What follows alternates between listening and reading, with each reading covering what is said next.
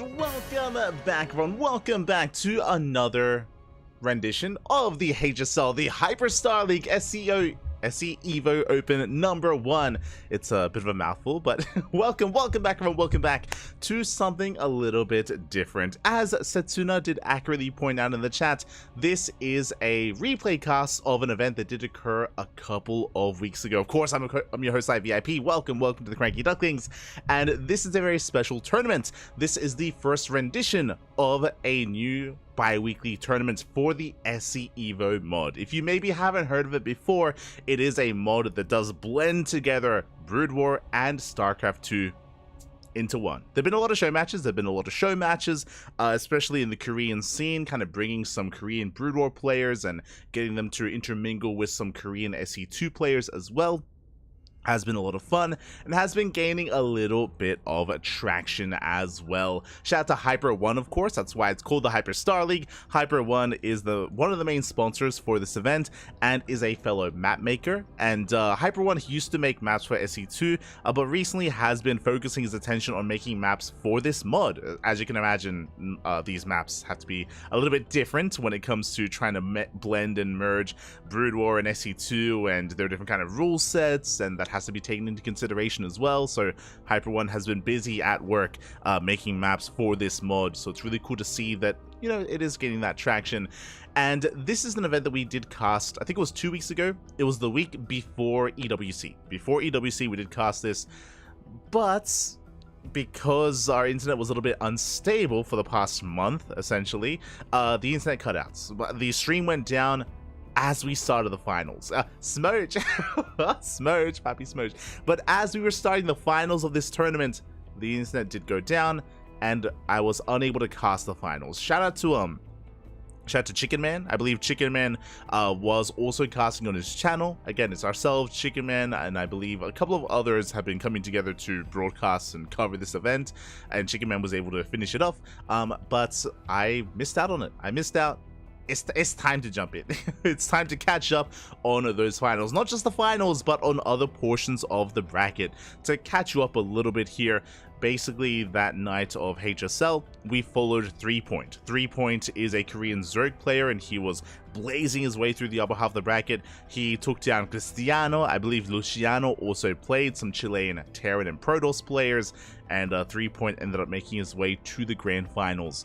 So we know how 3Point got to the finals, but who met him and how did they get there? So we're going to be covering the lower half of the bracket that we did not cast. We do have the replays for those matches. We're going to be following that into the grand finals. So that's going to be the plan here.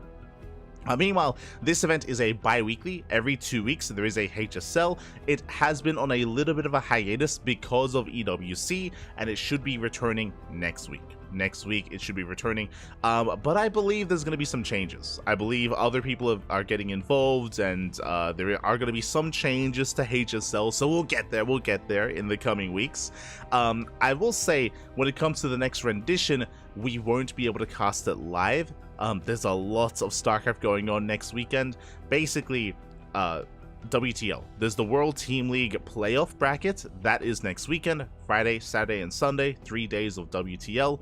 Also on Saturday, we have the House Galactic Battle. That is a big offline event happening in Poland. We are the official English casters. We're going to be casting that all day. That's going to be like a 10-hour cast. And on top of that, the next HSL is also that weekend, so we have to prioritize. We have to pick and choose. I just mentioned Chicken Man. I believe Chicken Man should be casting that live, but we'll be covering other events like WTL and House Galactic Battle. We'll be covering the next rendition of this tournament via replays as well. So that's going to be via replays, but after that we should be there live. We should be able to cover it all live. It's all good. It's all good. Meanwhile, we're jumping in. We're going to be jumping into our first match of the night. HSP, oh, you're making me hungry. Oh, no. I did just have some breakfast. I just had some oatmeal, but it's been a hot minute since I've had some solid HSP. If you know what HSP is, you know, and I'm salivating. If you don't, you need to find out. But we have our first matchup. It's going to be Psyark versus Patches. Now, something that I'm really excited by is that Psyark, for those who are maybe newer to the region or newer to the scene, Psyark is a Japanese Terran player, and Psyark has been competing for many years. He's the best player in all of Japan, and he used to be a dominant force in the Oceanic region as well. But Psyark, he stepped away. He stepped away and he basically retired from StarCraft 2 just as we rose to prominence and we started casting our own regionals and casting full-time. This was back in 2019. So when we started casting, Psyark stopped competing, essentially, and we missed him. I never really got to cast Psyark before, so it's great to see him here. Psyark has still been active. I think he switched to AoE. I think he started playing AoE 4 when that came out, and he is back to compete in SC Evo as well. So it's really cool to see that he's active here. Doesn't compete in StarCraft 2 anymore, but at least in this kind of rendition of the game, in this mod, Psyark has been very active. So it's really exciting to see Psyark again after so many years. I'm excited. I'm excited, Papi. Let's go. Best player in Japan. Going up against Patches. Patches more of an amateur player, but an up-and-comer, and I want to believe that he can take it to Psyark. The other interesting thing about this dynamic, of course, is because it's a mod, because it's not the typical game, if you're a little bit more experienced in the mod, you will have an advantage over an otherwise favored player. You know, there could be like a top tier GM and you might be, 500 MR lower, but in this kind of mod, in this kind of setting, you might have an advantage if you're a little bit more practiced in the mod itself. Let's find out. Let's jump in.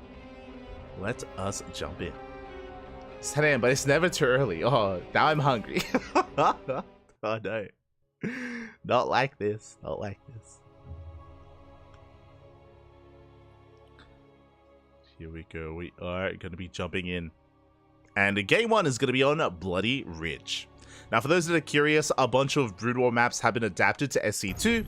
They have since switched over just to accommodate for this. And here we go, spawning in the top right hand corner of Bloody Ridge. I almost forgot the map name of Bloody Ridge. We have the American Terran player, the Red Terran, representing the Platinum Heroes. It is Patches.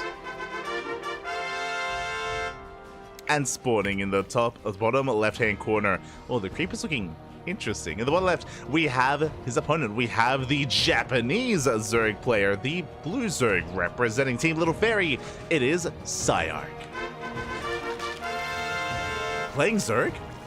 Interesting. So this is going to be SE2 Terran against Brood War Zerg.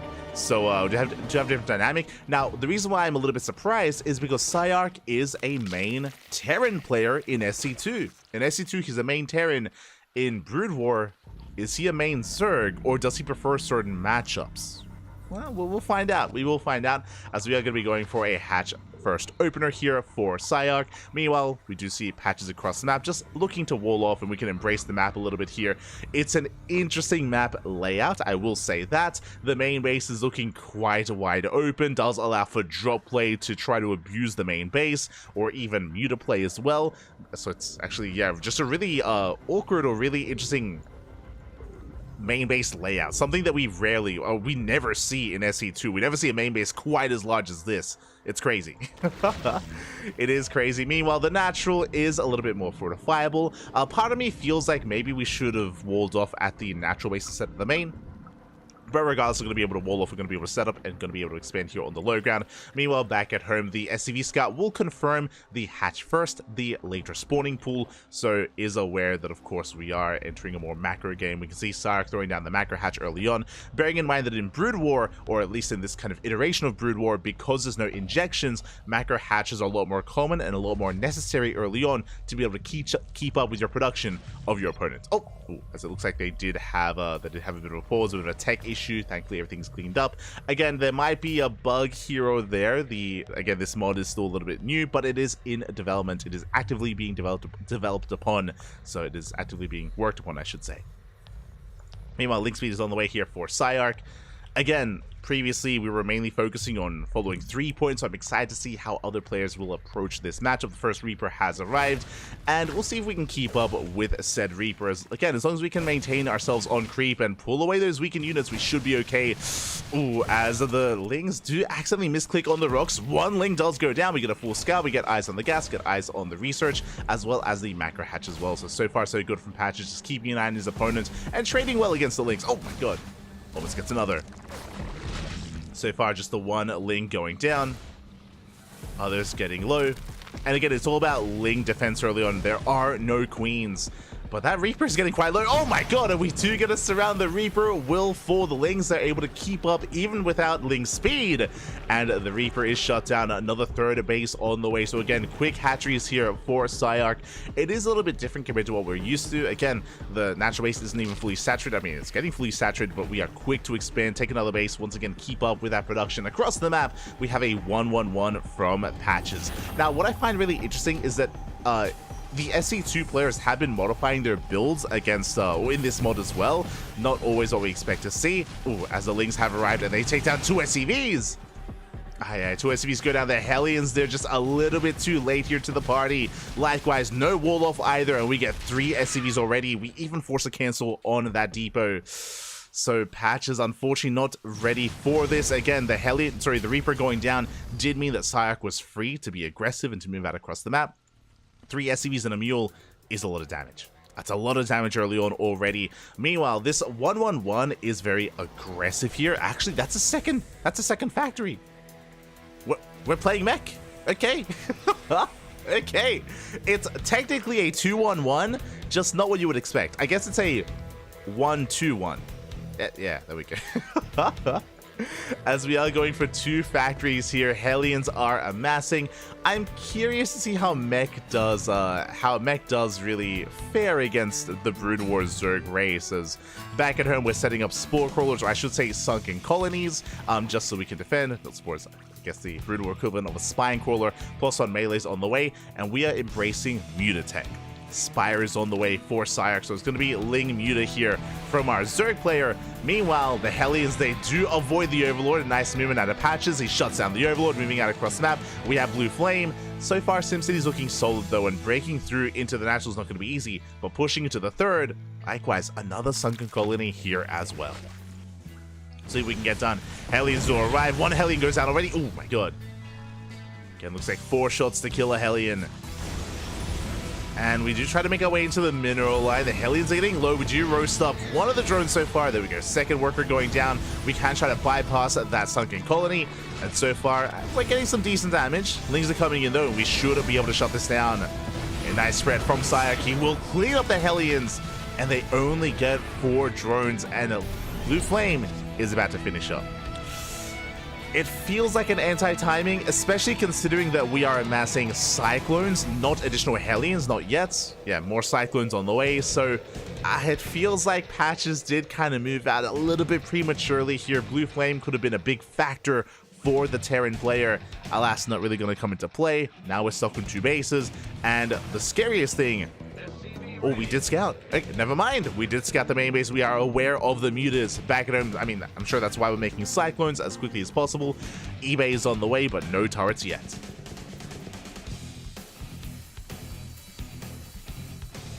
No turrets yet here for Patches.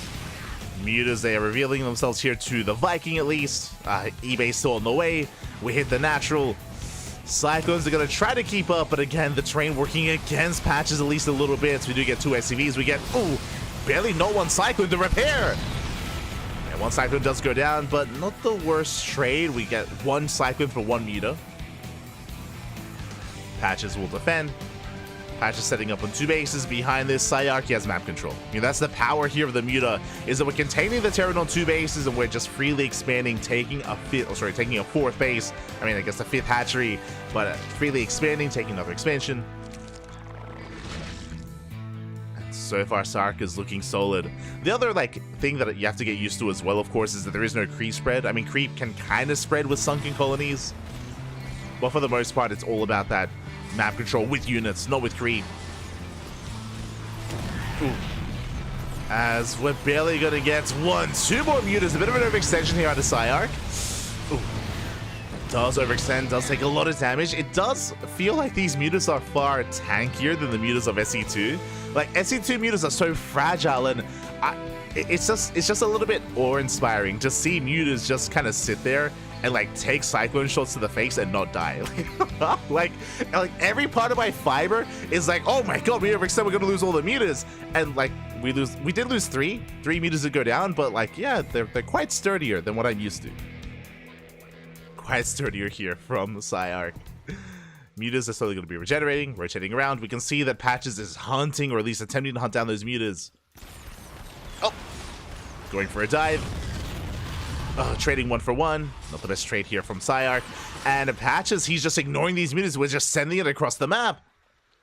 We do move out instead. Only one of those... Actually, never mind. I was going to say, yeah, one of those creep colonies is not quite ready. Sunken goes down. Hydra's coming in from behind. Looks like we're done with muta production. We're transitioning into Link Hydra instead. And so far, the Cyclones are denied access into the base, into the third. And we catch another Cyclone. Would you force back the army? At the same time, across map, the mutas, they're still wreaking havoc. Again, these mutas have so much more sustain than I'm used to. They just came to the production. Now they have to back off. They have to respect the production here of Patches. Sark pulling away. Patches will come across the base, and ooh, the sunken colonies are not quite ready. And we will clean this up. Thankfully, not too many drones, but we will roast up this base. At the same time, Sark coming in from behind. Uh-oh, there's no way out. There's no way out of here. We are trapped. Blue Flame Hellions, they do come into play. But we just trapped the army against the mineral patches. We clean up the Cyclones, clean up the Hellions. Back at home, Patch is still struggling to get his third base up and running. It's on the way. It's getting there. But the mutas are still active. We've still only lost 6 mutas here. And despite not really reinvesting, like, they're still holding their own. And they find the base. More mules going to be going down. Oof. Behind this, we have Queens in production. We'll be able to support. If I remember... Queens, they have their version of Revelation. It's whatever it's called. Is it Ensnare? No. But they have Revelation. They have their own fungal growth as well. We'll get used to calling out the spells. We'll get used to it. It's fine. It's fine. It's fine. Queens are coming into support. Likewise, Patch is still struggling to get that third base up and running. I mean, we're getting there. Unfortunately, still no turrets in position. Still looking quite vulnerable. And behind this, we can see Psyark still just massing up. Again, we haven't made a muta in quite some time, but they have more than faith for themselves. Oof. As I say that, finally we do catch them. And 3 mutas going down. Patch is looking for the expansion, looking for the base.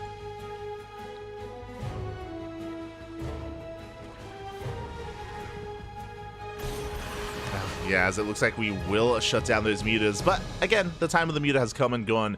It's all about the Ling Hydra.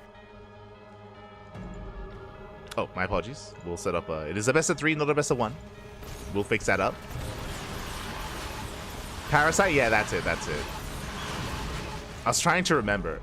I was like, is it Parasite? It is. It is. But that's the Queen Revelation. Speaking of, we can try to lock down those Cyclones. At last, we do need the ground army to support. Yeah, and there we go. We do ensnare. The Cyclones are going to be shut down. The Hydra's slowly coming in, and this battle mech army, it's not going to be able to hold its own. Not against Hydras, not in a head-on fight, not like this. And we will clean this up. A handful of Hellions will escape, but the army crumbles. And we can just keep pushing in. This just makes me miss the old fungal. I mean, it doesn't do as much damage at all, not by any means, but I don't know. It's just nostalgic. Likewise, Defilers coming into support. I mean, we didn't even need the Defilers, to be honest. We just shut down the base. The third base does fall. Patches desperately going for a big counterattack, hoping that Psyark does turn around. We do. Okay, we do race back home.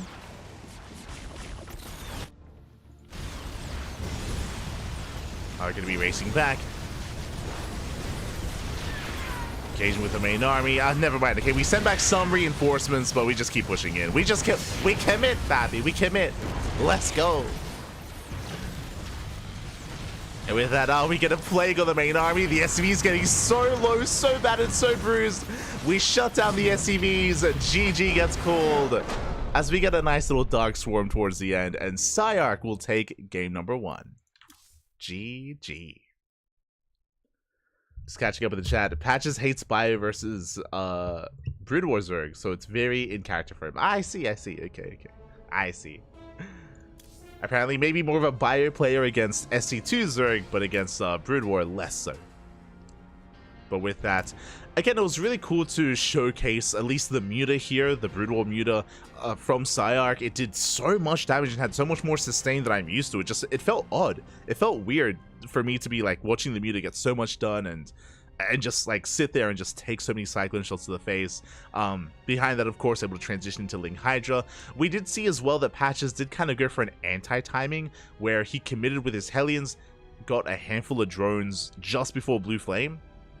So a little bit unfortunate for Patches that he wasn't able to actually make use of Blue Flame as early as he would have liked, wasn't able to punish the economy, and he himself just had a hard time really maintaining map control and expanding himself. And with that, Psyarch does take game number 1, and now we're getting ready for game number 2. Now when it comes to, again, the formats that we do take here, we do take turns. So game 1, Psyarch was playing Brood War, and Patches was playing SC2. Now we reverse those roles. Now Patches is playing Brood War, the Brood War race, and Psyarch is playing the SC2 race. And this is what I'm used to. Okay, so I'm just gonna pick. There we go. This is what I'm used to. Psyarch, he played Zerg when he played Brood War, but now he's switching to his main SC2 race, Terran. So we're jumping into a TVT. We understand now, Bobby. We understand. And spawning in the bottom right hand corner of Oceanborn, rolling the Brood War Terran race, the Red Terran, representing the Platinum Heroes from Land of the Americas. It is Patches. And spawning in the top left hand corner, we have as opponent, we have the Japanese Terran player. Representing the SC2 Terran race, and Team Little Fairy, it is Psyarch. Oh my god, it's going to be a short game. As Patches is moving out with a proxy 3 racks. That is 3 SCVs moving out across the map. The racks are being set up, and we are looking to spice up game number 2. Psyarch currently in the dark, looking to go for his own standard opener. Meanwhile, Patches is going to be amassing those Marines. Now, I'm assuming it's going to be a Proxy 3X Marine.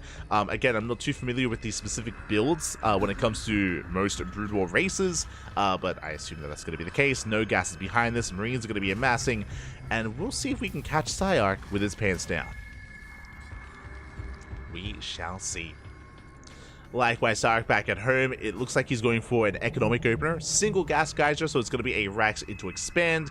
Likewise, thankfully, is going for an SCV scout, and with this SCV, Psyarch will confirm that, alas, the Raxes are missing. Oh, that depot looks so... it looks so boxy. Looks like a toy. I like it. I like it. God, part of me just wants to appreciate kind of the skins that are being used.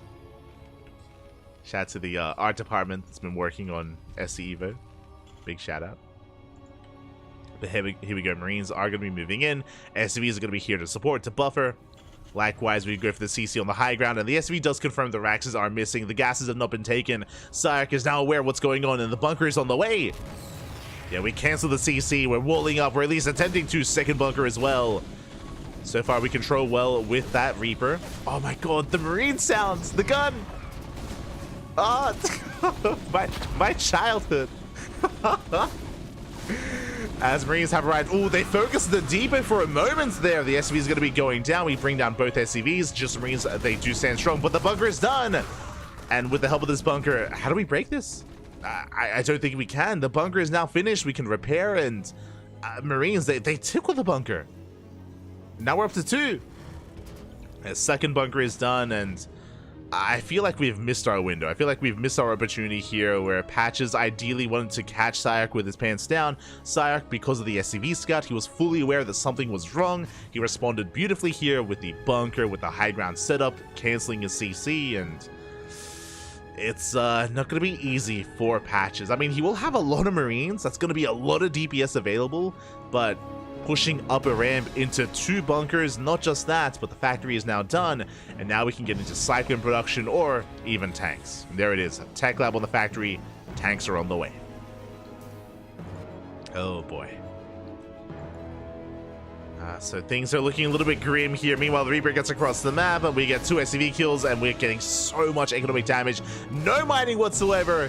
0 economy, 4 patches. As long as we micro well, this Reaper should not be surrounded. Barely is not. So far, good control. Yeah, we just deny any kind of mining. We pull the boys. And we're completely all in. I mean, we were already all in before. Once again, the surround is denied. And how many Marines is this? 19 Marines! That's a lot of Marines, Spy. That's a lot of Marines. Let's go. As we do, waddle up the ramp. And we're going to be able to break down one of those bunkers. The repair's a little bit too late, but the second bunker does stand strong. Oh, the tank has arrived. And again, with the arrival of the tank, we should be able to shut this down. The tank getting within range a little bit too close. But the tank volleys are brutal. GG gets called, and Psyarch will hold, will defend, and will take the series 2-0. GG. GG, well played. A solid performance here out of Psyarch. Again, it was unfortunate that Psyarch was able to piece together what was happening as quickly as he did, and with that patches, he just wasn't really able to hit his timing to really catch patches the way that he was hoping for. Again, the bunkers were done in time, and very quickly taking into that tank, of course, spelled the end of the all-in. I mean, even before that, even without the bunker, without the tanks, it would be a tough execution there for patches. Regardless, GG. GG, well played. Psyarch will take the series, will advance on into the semi-finals, and the question becomes, who will face off against Psyarch in the next round? Who is it going to be? We have our next series. It's going to be, I assume, a TVT between Honmono and Greenert, but again, I'm curious if they're going to be switching races in some way. At least for now, they're not. Okay.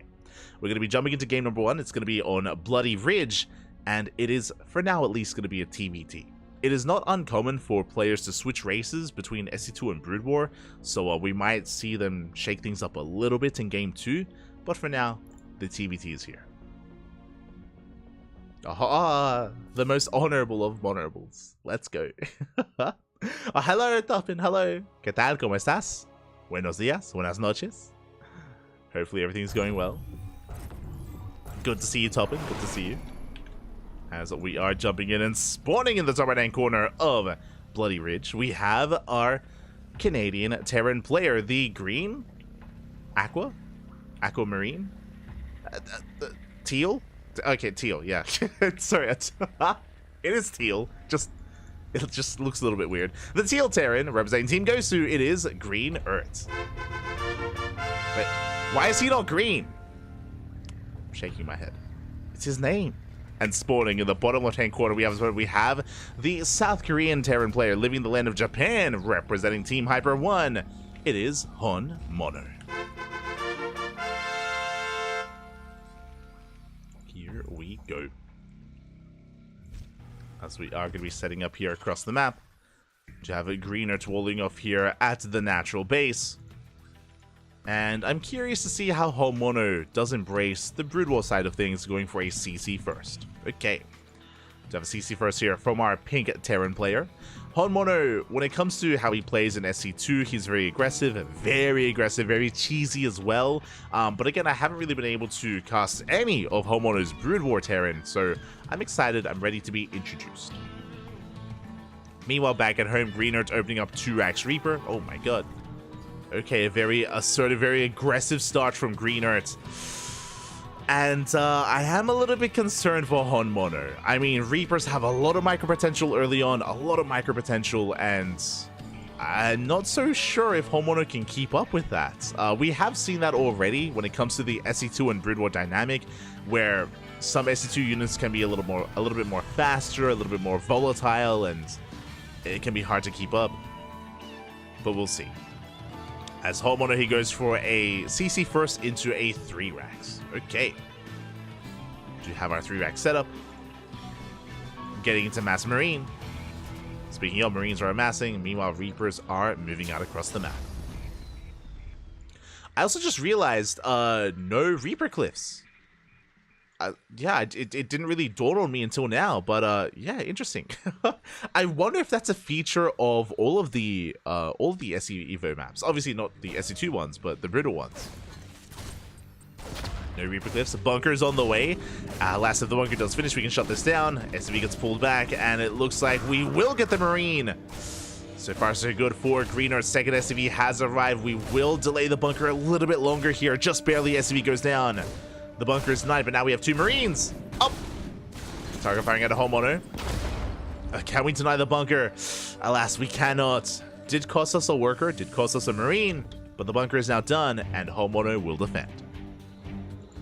So, I was concerned that these Brood War Marines wouldn't be able to keep up with the Reapers, and they'd be able to wreak havoc, and, I mean, that would be the case if there was another way in. So I'm pretty sure this is the big balance thing for SE Evo. If there were Reaper Cliffs, I don't know how the Brood War Terran will be able to keep up with the Reapers. So without any other access point, without another way in, we shut this down with a bunker. So the mobility of the Reapers have been stifled quite a bit. And again, I'm curious as to what the other SE Evo mods, sorry, SE Evo maps look like, to see if Reaper Cliffs are in any of them at all. But getting rid of them would be a good way to kind of balance this out. Meanwhile, behind this, Academy is done. Oh wait, can we trigger the sound? Can we? But if you remember, the Academy has an iconic sound. But Stim is on the way. Again, we're embracing Bio for the time being. +1, factory scan reveals the mass racks. Green Nurse is aware. And behind this, we do have Green Nurse getting into his own 1-1-1. Likewise, also Stim. Bio versus Bio. Love to see it. I mean, we had Mech earlier, but it's great to see something a little bit different.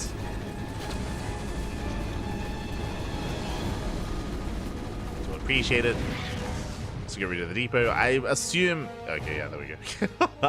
The SCV was stuck, so we had to get rid of the depot. Oh, sorry. I don't think the SCV was stuck, but we're making room for the comm station. There we go. I mean, SimCity is a bit of a different thing to consider as well. Oh, speaking of... The scan. This makes me want to play the campaign. I'm not gonna lie. Like, just the sound effects. The sound effects, like the scan... The Marine shooting. Oh my god. The medic has arrived. God. Anyway, calming down. As we calm things down, it's going to be a 2-1-1. What does this mean? This means we typically move out with 16 Marines and 2 medevacs. Just barely under 16, but alas, Stim is done and Green Earth is moving out. And we'll see how Marine medevac compares against Marine medic. Oh, let's go. I'm excited, Bobby. I'm excited. 1-1's finishing up. Behind this, getting to our science facility, getting to the rest of our upgrades. Working towards buyer tank, I imagine both players are. Speaking of, tank production has begun.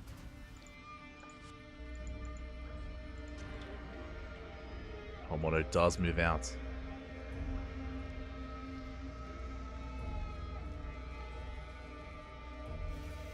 And trying to get a read on what's going on. The scan does reveal the tank. Homeowner is aware. Ideally, he does want to engage this army and force the tank to siege up ahead of time, I would imagine. But again, I'm not really too sure how the Marines compare against each other. Not gonna lie.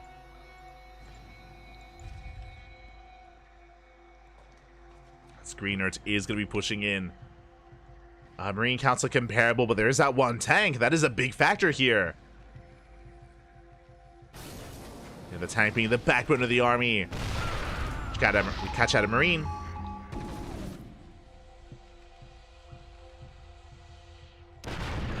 Tank getting within range of the depots at least. More medevacs arriving, still just rallying across the map. Second tank is on the way. Science vessel has arrived. And we're at least getting some damage done as we slow push towards the natural base of Honmono. We cannot lock down those tanks. I imagine that's what we're going for. Basically, like the Brood War Matrix. Or am I thinking of the Arbiter? It's been a while, Bobby. It's been a while.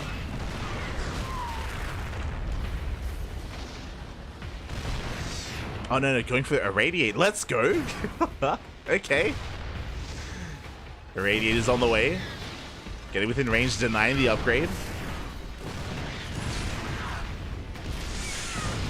But this is just a really rough position for Honmono. He's slowly being forced back. +1. It does finish up just in time. Did you finish up the upgrade? Your Brood War E-base, they can lift. But the third tank has made it. Bearing in mind, Irradiate has completed, and we go in.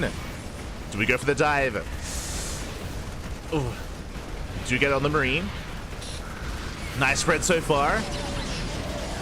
Yeah, we have the Matrix. It looks like we break through the first tank. Marines, they get annihilated by the irradiation. Oh my god. And we will break out. We clean up the tanks. We shut down the Marines. And Homeowner is going for a massive counterattack. Not gonna lie, for some reason my brain was thinking, are we gonna irradiate like the science vessel and then jump in? Not quite. I was like, yeah, you don't need to do that. True. I'm just used to seeing that in clips. That did cost us 18 SCV. It's like we're pretty committed. We're pretty committed here. Homeowner, he has to break through. Ghosts have arrived. Once again, disabling the tank. Disabling the medevac as well. Okay. But the Mass Marine, it barely does not hold its own. Again, medevacs, they do nothing. They shut them down. They can't move. Oh, okay. I wasn't sure about that. But they can't even escape. That's crazy. That's even better than the Raven Matrix. Oh my god. Okay. they just can't even move. Hey, the ghosts are broken, Bobby. As a Green Earth is being forced back. Going for a double drop. Trying to break out. Bearing in mind as well, the Green Earth does technically have the greater economy here. But momentum is in favor of Honmono.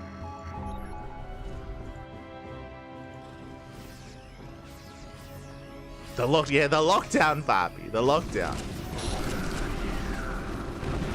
20-second duration, yeah. Speaking of, we locked down another tank. And Honmono just forcing his way in the tanks. They do nothing. They do nothing, Bobby. Boys are being pulled. We haven't given him the irradiation. Irradiation on the SCVs. That was brutal. They did bunch up. And can we barely get the tank? 20 seconds lasts so long. That's crazy. Oh my god. It lasts forever. As the third tank has arrived, GG gets called. We break through the front lines. And Honmono will take game number 1. GG. Oh my god. Mate, lockdown, 20 seconds doesn't sound like a long time, but in StarCraft, 20 seconds is years. Oh my god, that was crazy. How long does the Matrix last? Like half that, right?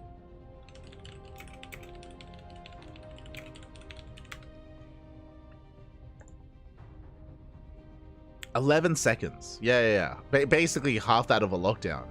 Like that lasted forever. That was crazy. Oh my god.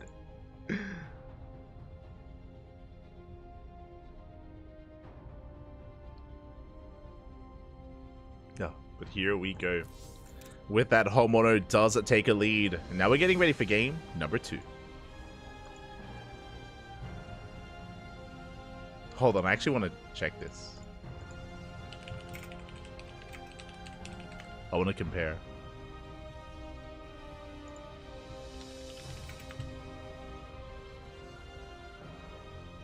Wait. No shot. This can't be real. So I just looked it up, but I think it has to be different in SC Evo. 43 seconds?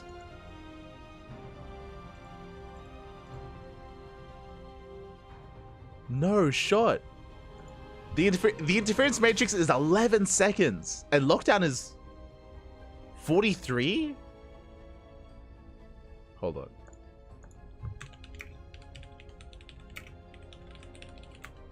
I have to check SE Evolution. Have to check.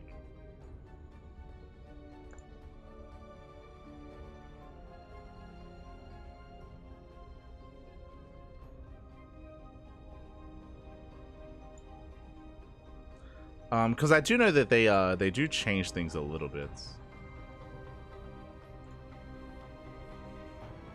We're getting ready for game 2. I need to know the numbers.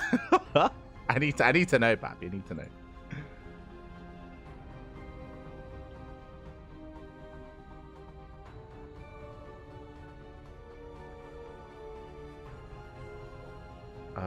Terran units.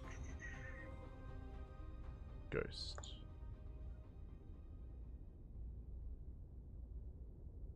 Okay. Lockdown. Okay, so as a heads up, units have changed from Brood War to this mod. It is balanced differently. It is balanced differently. So quickly checking here, and if you guys are interested, hold on, I'll post a link in the chat. I got you covered. There you go. So there is a Wikipedia page listing all of the differences, which is really cool. So you can go to the individual upgrades and units and everything. So apparently in SC Evo, Lockdown is cheaper. It's 75 energy instead of 100 compared to Brood War. It's a range of 10 instead of 8. That's crazy. And it lasts 33 seconds. In Brood War, it lasts 44. In SC Evo, 33. So it is less in SC Evo, but mate, 33 seconds, it feels so long. Like, like compared to what I'm used to with Interference Matrix, that's crazy. 33 seconds. That's insane. That's a whole fight, essentially. It's crazy. All right, we're jumping into game 2.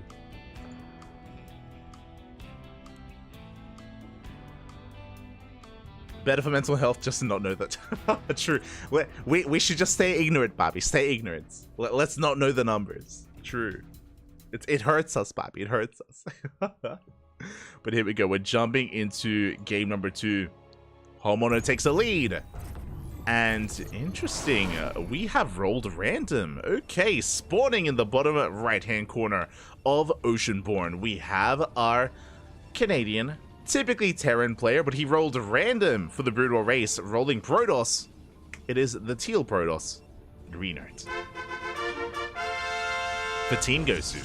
And spawning in the top left-hand corner, we have the South Korean Terran player. Living in the land of Japan, representing Team Hyper 1, playing his main race, the SC2 race, Terran, it is Honmono. And fun fact, Honmono doesn't even know what he's up against. Greener played random. He rolled random, and we're just going for proxy racks. We don't even care. Second SCV's moving out, second racks is on the way. Honmono is a very aggressive, very cheesy player in SC2, and we open up with 2-Axe Reaper. Let's go. Let's go.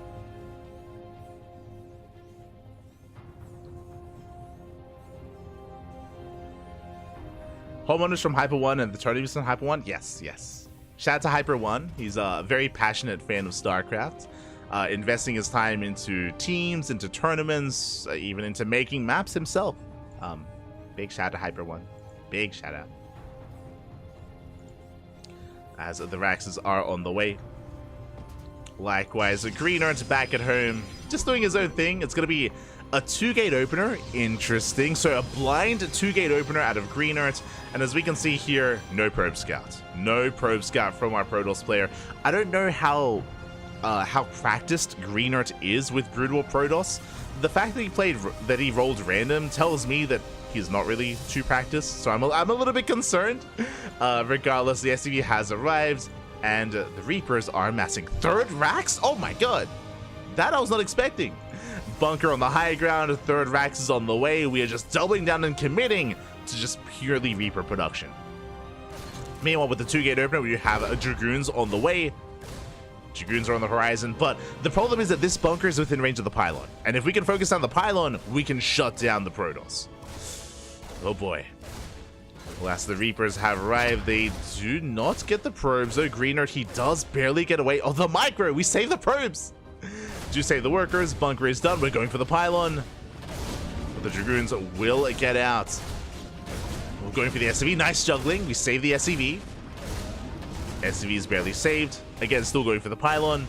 Backup pylon on the way. Shield battery as well. Let's go. Dragoon range. And with Dragoon range, we can try to shut down this bunker from afar.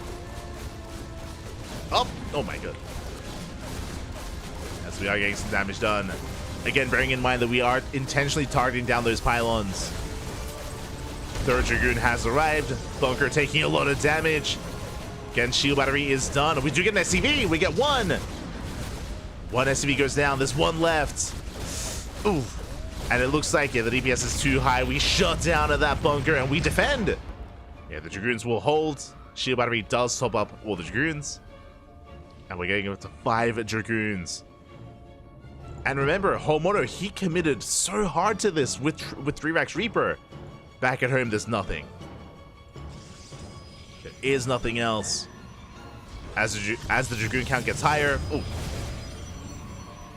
things get more and more scary for Homono. He does deny the expansion. Does deny the natural. Range about to finish up. The other interesting thing that we just saw, I believe the shield battery is not on auto cast, so you have to like manually target it, which I think we were seeing there.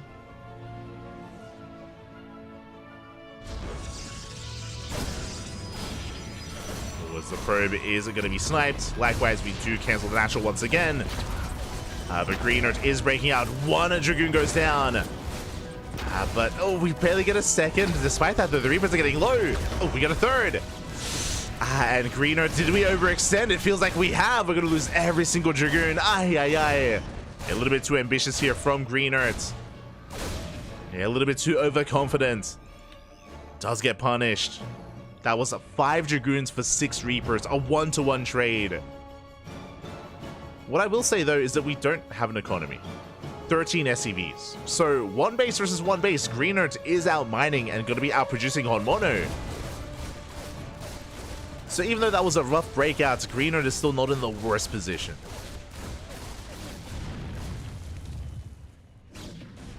It's not looking too... I mean, once again, I don't think we should be out here, though. After what just happened, get out of here.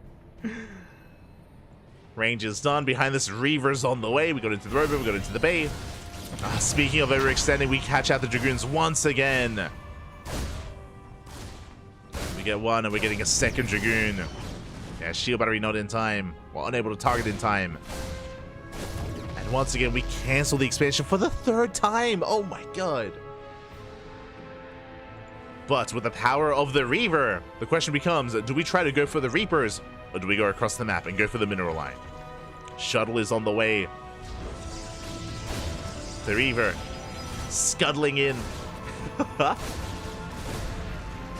Scuttling, crawling. Oh god. Guys, looks like we're just going for the main fight. Scarabs are ready. Shuttle has arrived, and we're going across the map. Okay. We do move out. We don't have shuttle speed, so it's a bit of a slower drop, but we're getting there. It is getting across the map. Meanwhile, the Dragoon count getting higher. Marauders morphing in. Oh, we get concussive shell. Let's go. Getting all 3 tech labs. Yeah, with the help of the Marauders, we can more cleanly shut down these Dragoons. As we do retreat, and do we force a 4th cancel on the expansion? At the same time, we're slipping in. Green earth. Going for the... Oh! Going for the natural so far. Nothing major, though. We get 3 SCVs, but there's nothing to defend against. We can get more. Oh my god, 6 SCVs going down. And we can just keep going. We can just keep shelling away. Meanwhile, no, it finishes! That's a kill, not a cancel on the Nexus. The Marauder count is getting terrifying. But alas, even though the initial Reaver shots, even though the initial Scarabs weren't ideal, we still get 11 SCVs. Can we one-shot a Cyclone? How powerful is the Reaver? Oh! Oh, not quite. 2 shots of Cyclone. And we'll get it. Oh, has to retarget. Oh. Yeah, the Cyclone does go down. The juggling is good enough. Oh, god. Splash damage is brutal.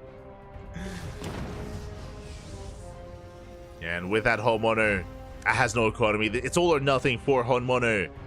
And how much do we have? We have 8 Marauders, 4 Reapers and pushing up a ramp into a shield battery. I mean, there's no overcharge, true.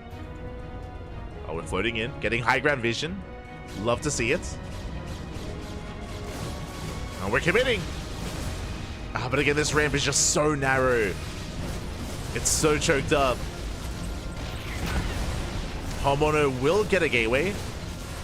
One gateway does go down. But we can't really gain any more ground than that. And across the map, there's just nothing going on. The Reaver from behind. Oh, likewise, we can't really push down the ramp. That was a brutal fight. Oh my god. As the Reaver shot goes off. And we will break out. Oh, the Reaver will fall. That was a big loss, but again, we're just running out of steam. We're running out of units. There's no more reinforcements, and the final Marauder will crumble. And GG gets called. Greenard, he survives the cheese. And brings us to the ace match. Let's go. Whew. GG, well played. Impressive. I was a little bit concerned that Greenard played random. That he rolled random there, and I was concerned that maybe he was unfamiliar with the Brood War Protoss race, but not too bad at all. Able to defend on the high ground, able to defend with the bare minimum with his Dragoons. Did overextend twice, if you remember. Did push down the ramp and was caught out by the Reapers and was caught out by the Marauders. So in that sense, maybe misjudging the situation a little bit, but overall well played here by Greenert, and we are going all the way to the ace match. And the way that the ace match works, I believe, is that the players do coin flip. The players coin flip to determine who is able to pick. Basically, it's a coin flip so you can pick. You can pick and choose if you want Brood War or StarCraft 2 as your race. So the players do pick and choose, and now we're jumping into the ace match. Let's go. Oh, hello, Rila Kuma.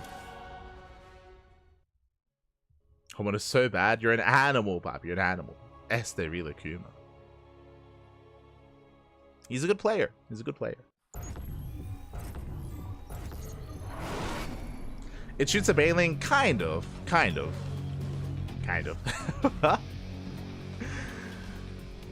But here we go. We're getting into our next game, and spawning in the top right-hand corner of Alkione, we have the Canadian Protoss player, the Teal Protoss, representing Team Gosu, tying up the series and forcing the ace match. It is Greenert. By cheesy, you mean dedicated? Both can be true, yes. Cheesy and dedicated. And spawning in the bottom left-hand corner, we have the South Korean Terran player, the cheesiest Terran in all of South Korea, living in Japan, representing Team Hyper 1. It is Hon Mono.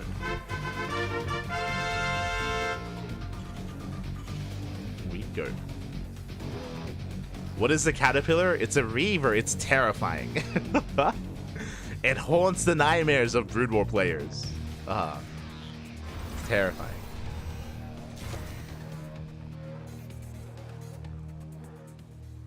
Wants to be a good guy? Oh, no, yeah, I agree. I agree with you. Rilakuma is an animal, and should calm down.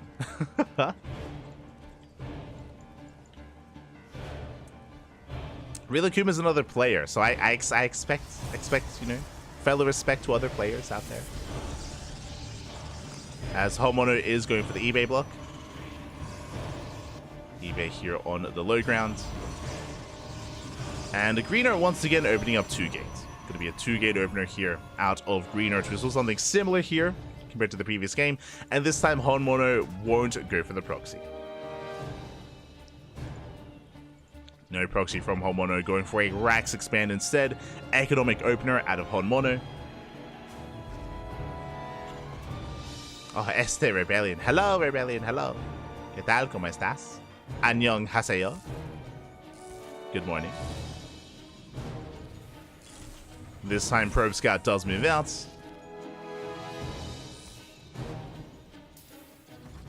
And we'll confirm that the Rax is back at home. Likewise, the expansion as well.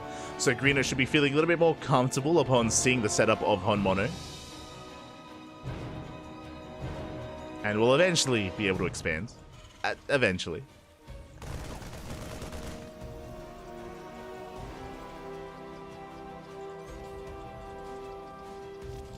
So Probe is under fire. Dragoons have arrived. They will shut down the SCV. Oh, and we forced the unnatural natural. Okay. I'm a little bit concerned. I mean, we'll see. I mean, if we were seeing an SE2 Protoss player, I'd be concerned because usually we rely on, you know, something like a Stargate opener to keep up and bounce between the bases, shield batteries, overcharge as well. We'll see how a Brood War player can defend both these locations at once and protect that natural base and the main as well. We shall see. As the Dragoons, they do manage to catch a couple of Marines. Two Marines going to be going down. The bunker is now done. We can hold our own. The natural is safe. And Homeowner behind this getting into his own cyclone production. I'm curious if we go for another Rex. The answer is no. It's going to be a 1-1-1. A 1-1-1 opener here out of Honmono. With this, we can get into drop play, a cyclone drop across the map. This also tells us that we're not going for any kind of committed move out towards the expansion, so Green Earth, his natural base, should be safe and sound. I believe Homemono didn't scout. Yeah, Homemono's in the dark as to where the expansion was taken. For all he knows, it could be a delayed natural. Meanwhile, once again, the shuttle's on the way. We're going for the Reavers, Pappy. Let's go.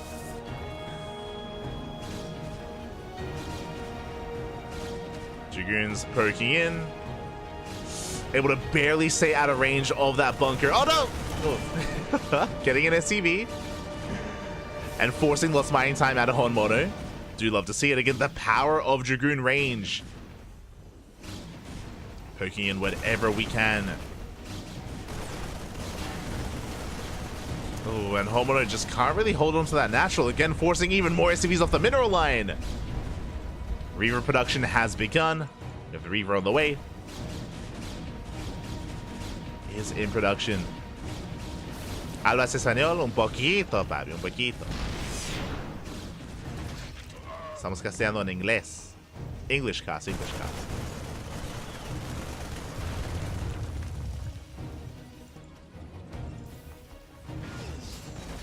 As Homeowner is going to be holding onto that natural. Meanwhile, back at home, again, we're going to be embracing that eventual Reaver drop. The shuttle is lying in wait. It's waiting.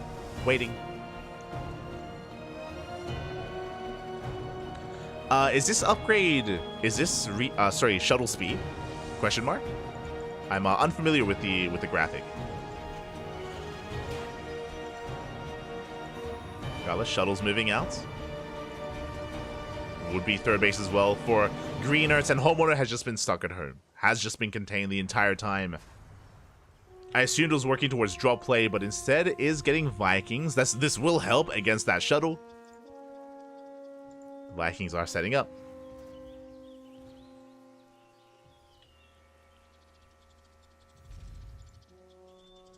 And can we deny the drop? As the shuttle does dip in.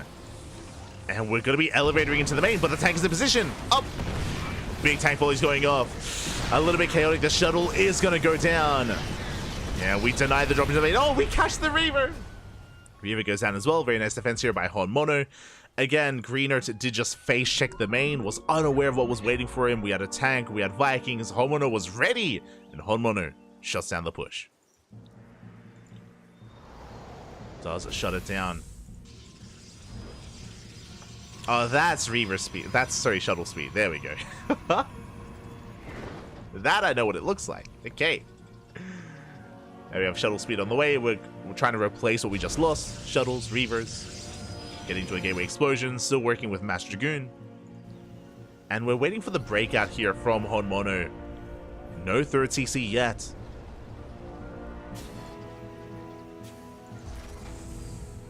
Still secure on two bases. And this does mean the Green Earth is free to expand like this. It's free to take a third base. Try to take a greater economic advantage.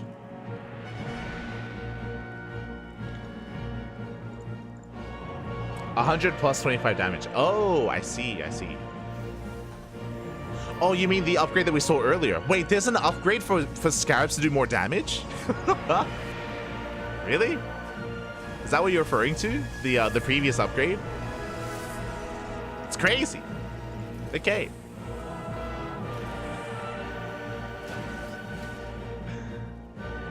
So we are settling in. Reavers being rebuilt. Yes. God. Why? Why does that exist? Is it necessary? I mean, again, I'm a little bit more oblivious as to the balance concerns of Brood War.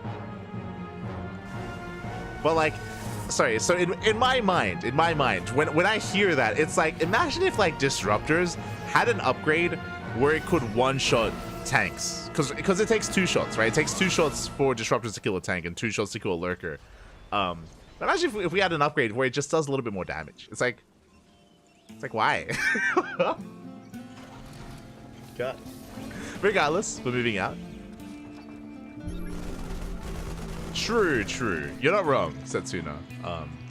I mean, I guess that is a good reason for it to have increased damage, is that you have limited shots, right?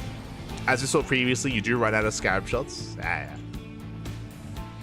Fair point.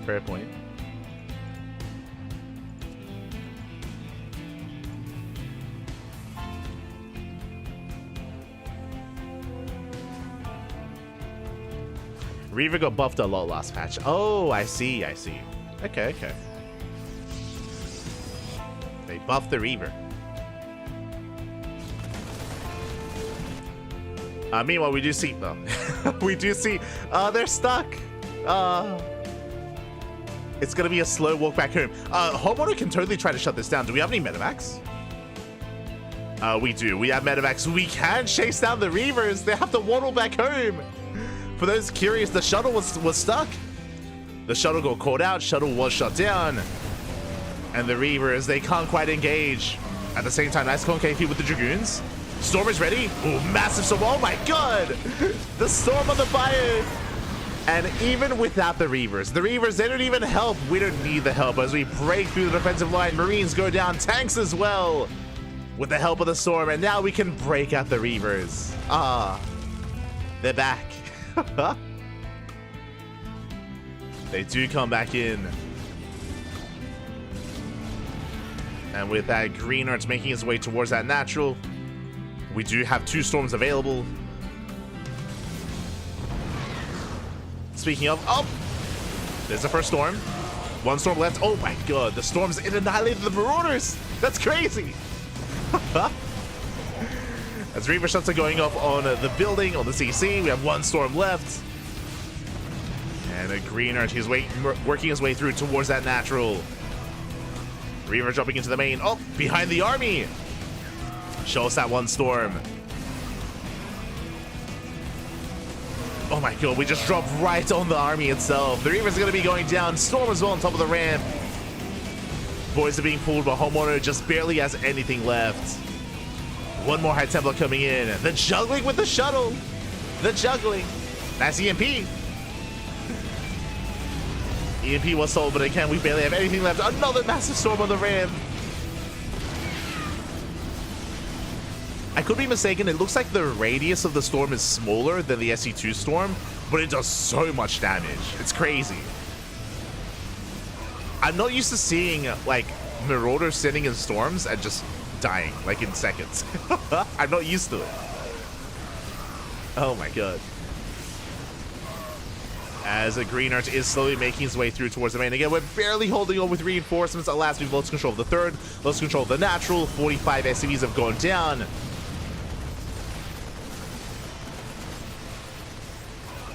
And the Greenheart is going to be forced back for the time being, but has crippled Honmono.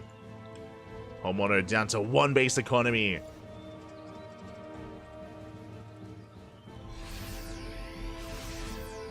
Oh, that's really interesting. So apparently Storm in Brood War has no friendly fire, but it does have friendly fire in SC Evo. Like that's like a really nice fun fact where it shows that there is a difference, right? There is a difference between Brood War and this iteration of Brood War, right? Where there are distinct differences and things have changed, like, for balance purposes. It's really cool. Really nice fun fact. As GG gets called, again, Homeowner cannot break out of his own main base, and Greenheart will take the series 2-1. GG.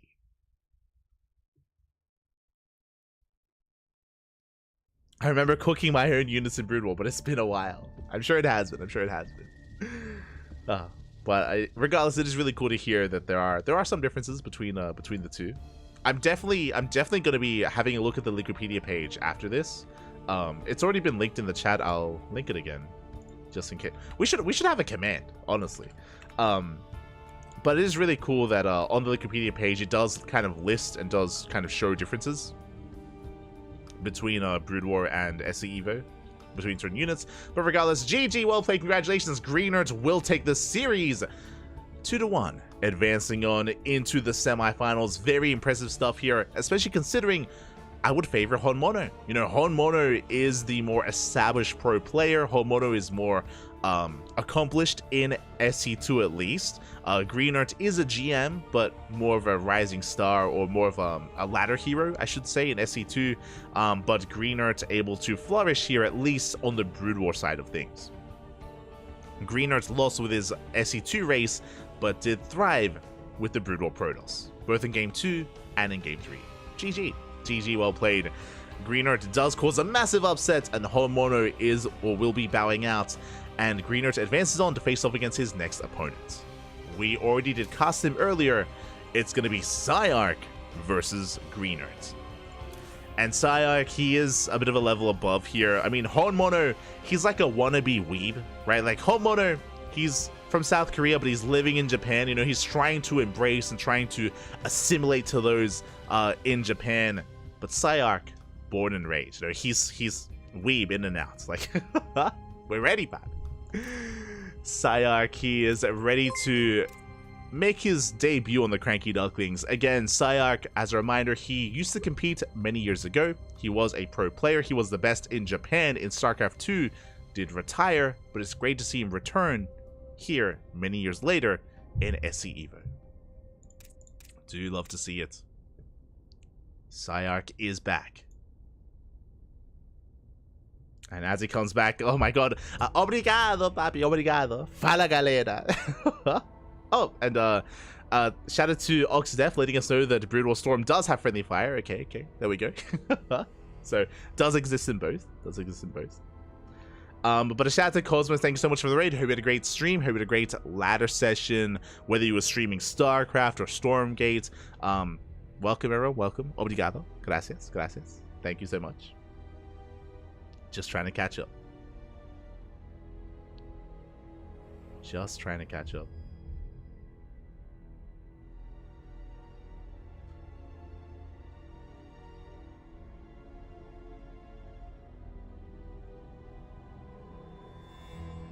Cool lighting graphic. It is really cool. It's really amazing.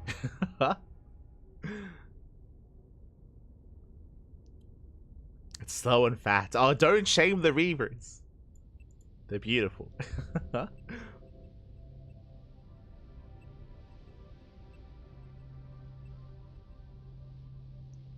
catching up.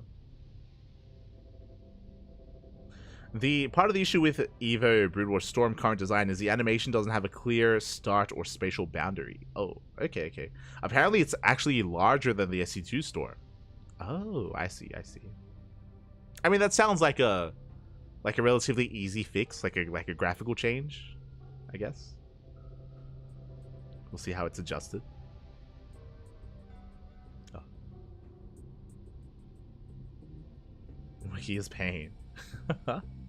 But for now, we're going to be jumping in. We're going to be jumping into our next series. As a reminder, this is going to be the semifinals between Psyarch and Greenert. Greenert has been rocking Protoss, at least from the Brood War side of things. Psyarch also showed us some Brood War Zerg gameplay as well. And Game 1 is upon us. We're going to be jumping into Sylphid, where Psyarch is playing Brood War Zerg. Okay. Here we go. But yeah, I'm so interested in like just diving into the wiki and just like reading up on the tidbits of information there regarding this mod, I should say. But we're jumping in. And here we go, spawning in the bottom left-hand corner of Sylphid, we have our Canadian Terran player, the Teal Terran. Representing Team Gosu, it is Greenert. and spawning in the top, or in the center, in the top of the map, at the top of Sylphid, we have our red Zerg player from the land of Japan, representing Team Little Fairy. It is Psyark. And if I'm not mistaken, I believe this is a 3-player spawn map. And I remember casting this map previously when we first casted this event live, and I miss 3-player maps, not gonna lie. I understand the logic behind getting rid of them in StarCraft 2, 100%, right? Especially 4-player maps, like, screw that. Like, it's fine, it's fine. But 3-player maps were, yeah, I don't know, it's just... You don't know how much you miss until it's gone. Obviously, there are some balance issues with it, right? Especially when it comes to cheesing and proxy, for sure, for sure. We've since gotten rid of it in StarCraft 2, but we're embracing it here in SC EVO. I could be embracing it here instead.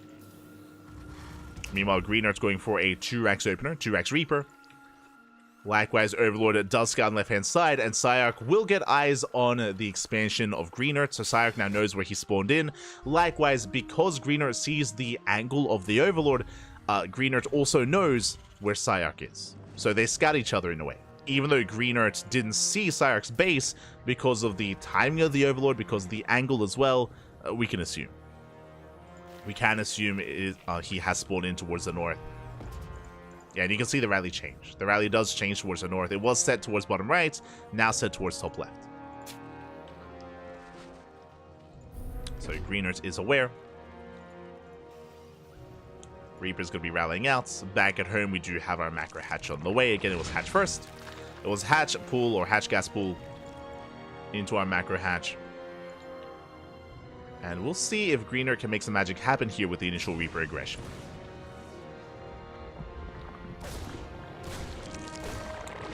Again, Sunken Colony is going to be on the way. Has been thrown down at the natural base. Ling's setting up a surround, but alas, the Reaper doesn't take the bait. The Reaper doesn't chase. Greenart playing it safe, and there we go. The Sunken Colony has now finished, and with this, we defend. We mentioned this earlier in the previous series. If you weren't here for it, there are no Reaper cliffs. For a lot of these SE Evo maps, there are no Reaper cliffs, so where otherwise I would favor, you know, the micro potential of Reapers to dip in and out and rotate between the bases and get damage done and scout, that's kind of stripped away in a lot of these maps. Because there's no Reaper cliff, there's only one entrance, and with one bunker or one Sunken Colony, we defend. So the Reapers are stuck outside. Behind this, Greenart's going to be expanding. Again, it was a bit of a delayed expansion for Greenart because of the initial 2-Rax Reaper, and we follow this up with a 2-1-1. Makes sense. So 2-Rax Reaper into 2-1-1, factories on the way, into Starport, into Stim, into a 16 Marine, double medevac timing. So, we got there in a bit of a different way, but we're, you know, getting into a bit of a more common, I say common, standardized, at least more older 2-on-1 build in SC2. We're getting there. Meanwhile, Psyark rushing into that lair. Lair is now done. And I was curious if we were going to go for the Hydras, but no, it's going to be Spire play. So 2-base Muta here from Psyark. The Spire is in production. And I'm curious to see how Mutas compare to Marines. The reason why I say this, earlier we casted Psyark versus Patches, and Patches was playing, oh, we scan! we scan, we see everything! But Patches was playing Battle Mech. He was playing Hellion Cyclone against Psyark's Mutas. And we saw the Mutas did quite well. Like, the Cyclones, they tickled the Mutas. And the Mutas, they were able to bounce between the bases. They were able to punish Patches and wreak havoc and eventually overwhelm. Curious how Greenart responds, especially with the scan, knowing what's coming. Honestly, I favor the 2-on-1. If this was SE2, like, this is like an auto win. If the Zerg player is trying to go 2-base Muta against a 2-on-1, you can't do anything. I mean, like, you delay your upgrades, your Evo Chambers, Bailing Nest, Bailing Speed, all in favor of the Spire, and the Stim timing can just kill the Zerg. In this kind of dynamic, though, it's a little bit different, and yeah, we'll see how Psyark does approach this. Third hatchery is on the way. Extra gas is being taken, of course. +1 melee, not +1 carapace. Again, that's another interesting feature that I've noticed from Psyark, even up against Bio, does prioritize melee upgrades. Which again is kind of the opposite to SE2 Zerg.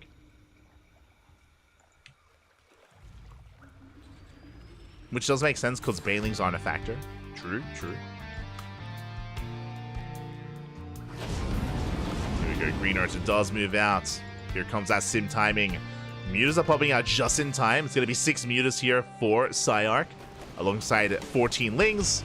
And with the Ling support, we can shut this drop down. I say we can. The Marines, oh my god, they mow through the Lings. And the Lings are cleaned up. 1 muta does go down as well, but we have to get the hell out of here. Full medevac will barely unload in time. Oh, it's close. Ooh, it goes down. A brutal pick off. We catch a full medevac, and Psyark defends. Initially, it was a good trade. It was 24 Lings going down. That was a lot of Lings just melting against the Stim Marines. But we do punish the drop. Medevac falls, and now we're holding, we're defending. Third base about to get up and running, getting into +1 air attack. We only lost 1 muta. Only 1 muta went down. And as the muta count gets higher, we can threaten the bases of Green Earth. Back at home, turrets are ready. We have a turret in the natural, likewise a turret in the main. Getting into extra axes. It's also important to bear in mind, especially if you're more of a SC2 viewer, is that third base timings are a lot later here in this mod. So the pace is a little bit different when it comes to expanding. But there we go, third TC now on the way after the 5-rack setup.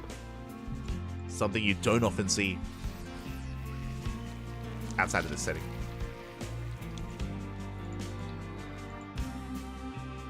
As back at home, likewise Infestation Pits, we do see Psyark working towards Hive Tech, working towards Spellcasters, referring to Queens, Defilers as well. What's also interesting is that if you recall against patches, Psyark did transition into Ling Hydra, but for now we're sticking with Ling Muta and working towards Hive.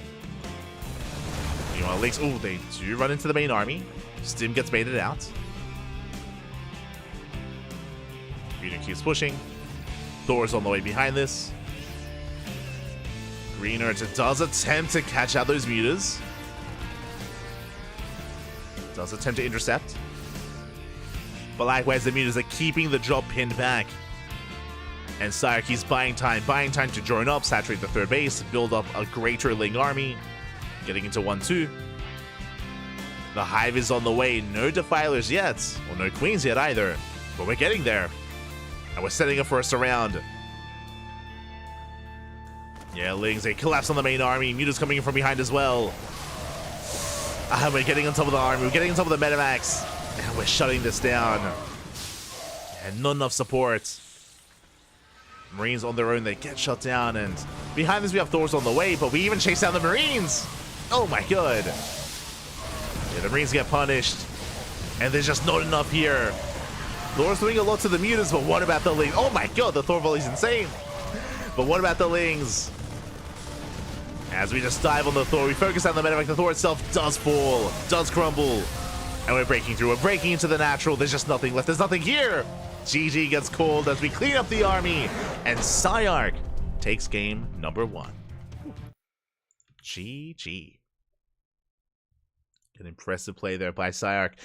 Green Earth, his initial 2-on-1 timing honestly did very well. Like, if you remember, he killed 24 Lings. He annihilated those Lings.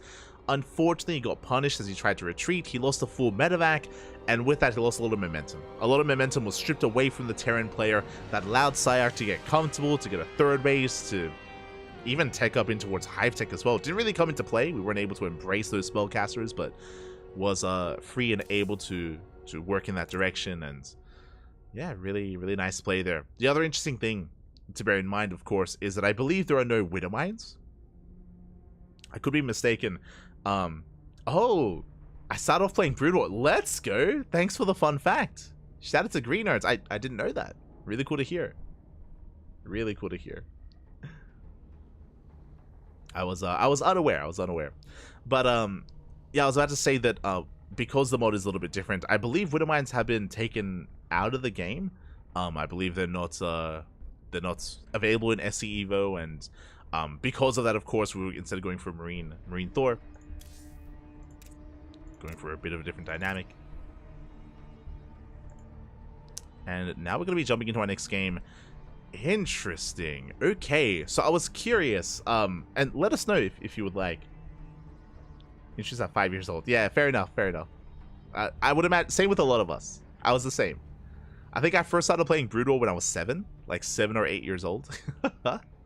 But do you have a main race for Brood War in SC Evo?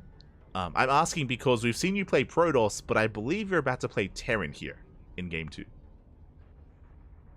Like, do you have a preferred race, Terran or Protoss, or either one? Would be cool to hear. As we're jumping in.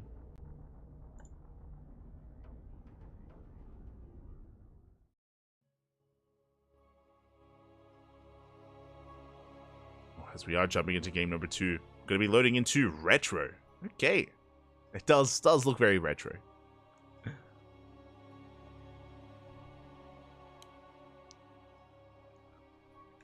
Really cool seeing how the brutal races play against AC2. Yeah, it's fascinating. It is really cool. And here we go, spawning in the top left-hand corner of retro. We have the Canadian Terran player, the Teal Terran, representing Team Gosu. Down in the series, we'll see if we can bounce back. It is Greenert. And spawning in the top right-hand corner, we have his opponent. We have the Japanese Terran player, the Red Terran, rolling his main race, his StarCraft 2 Terran. It is Psyarch. As we do embrace a TVT. Greedo letting us know that he plays random against better opponents for the advantage. Fair enough. Fair. Did play random against Hon Mono, but I believe Greenert played intentionally Terran here against Psyarch. As we do see Psyarch scouting across the map. This looks like a 4-player map, a 4-player spawn map, so it is going to be a little bit more difficult to get a read on what's going on. Oh my god, there's gold minerals. Okay. Oh, there's a cow. Beautiful. Gold minerals in the center of the map. We do see Psyarch going for the cross-spawn location, looking for the expansion. Alas, we'll find it's not there. And we'll see how long it takes for Psyarch to scout Greenert. As Psyarch is moving out. And he's going top left. Okay. So checks bottom left, then checks top left. So Psyarch will eventually find this. Meanwhile, we can see Greenert going for a racked expand.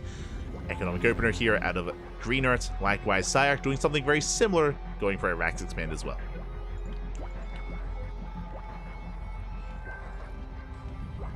Oh, okay. My apologies. Random. Yeah, for the replay, it shows the race you spawned in as. It doesn't show that you picked a different race. So my apologies. Random. Okay.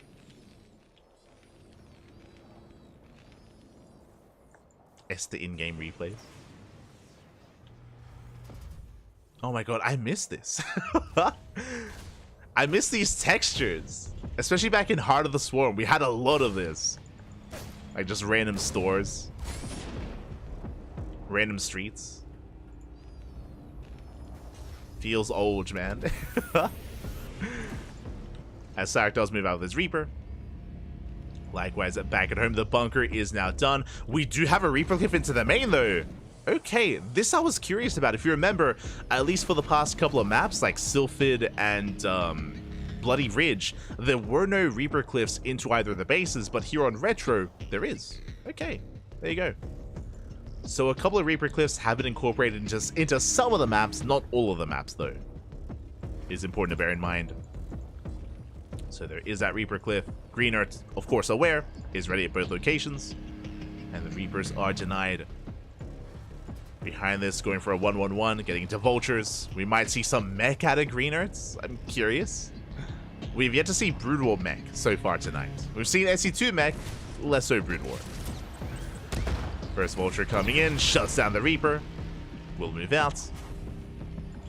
And we'll see what we do end up attacking towards.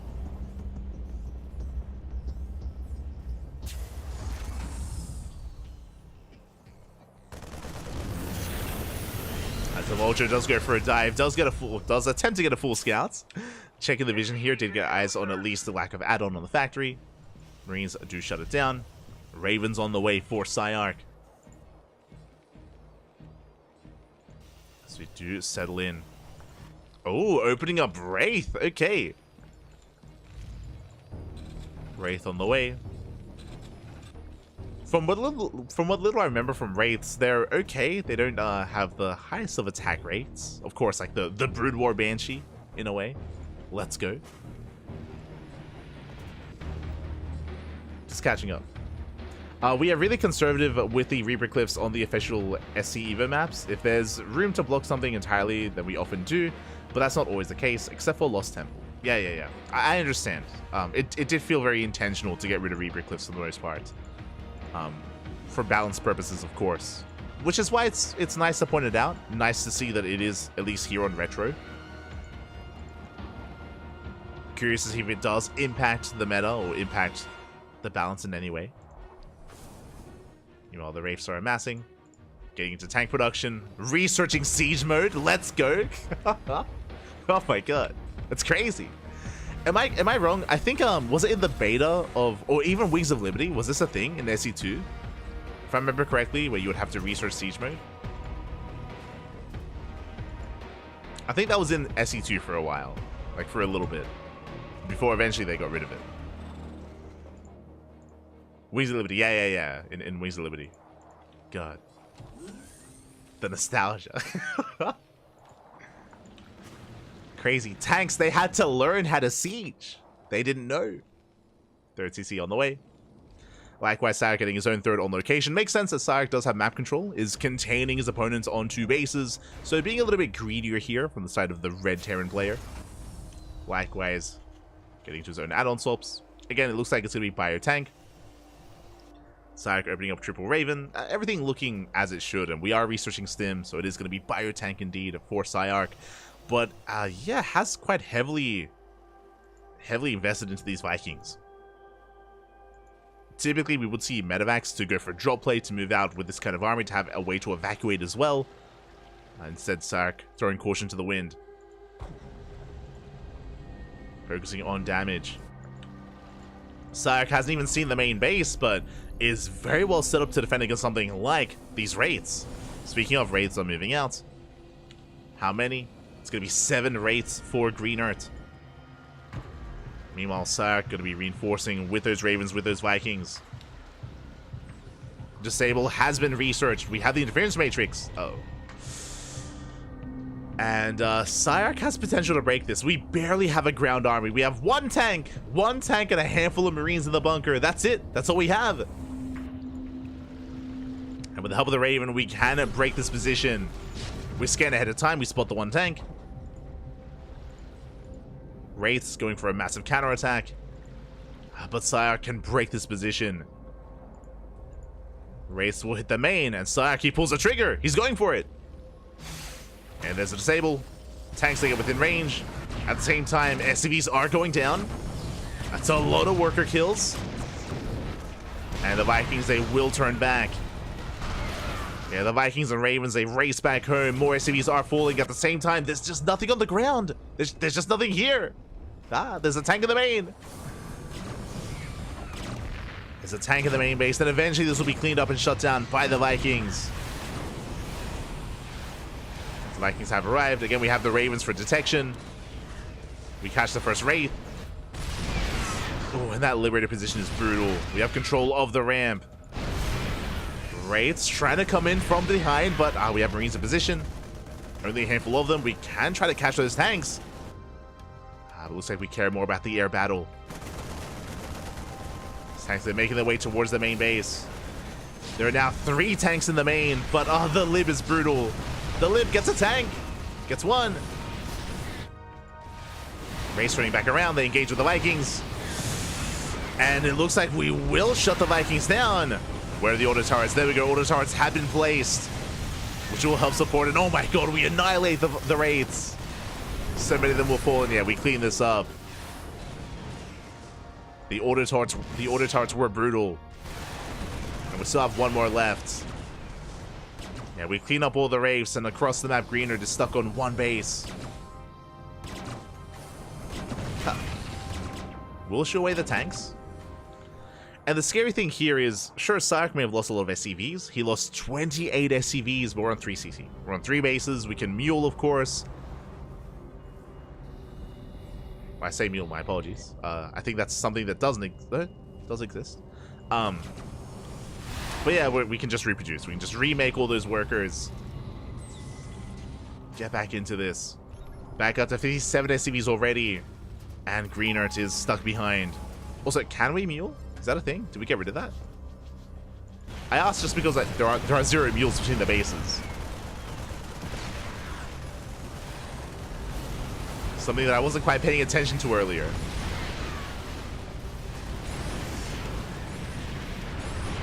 As we get within range of the main. We deny the expansion. We're getting on top of the production as well. Green Earth attempting to make a hold, but unfortunately with all these Vikings, with all this anti-air, what can the Wraiths do? They can try. They go for another dive. We disable the tank. And with the help of the Marines, with the Cyclists as well, GG, well played, and Psyarch will take the series 2-0. We'll advance on to the grand finals. GG. GG. But a fun TBT nonetheless. A fun TBT. As, yeah, we were able to embrace one of the other maps. Retro was a map that we have yet to see here today. So great to see Retro. Likewise, an interesting style to go for essentially Mass Wraith, which clearly has potential and did do a lot of damage. It was unfortunate that that Psyarch was blindly going into his own Raven Viking, going for his own pushouts, which again, Raven Viking tank is quite a common composition in SE2 TBT at least, to gain air control to allow your tanks to push forward, and just happen to be also well prepared for Wraiths as well. As Wraiths just weren't able to do much against them.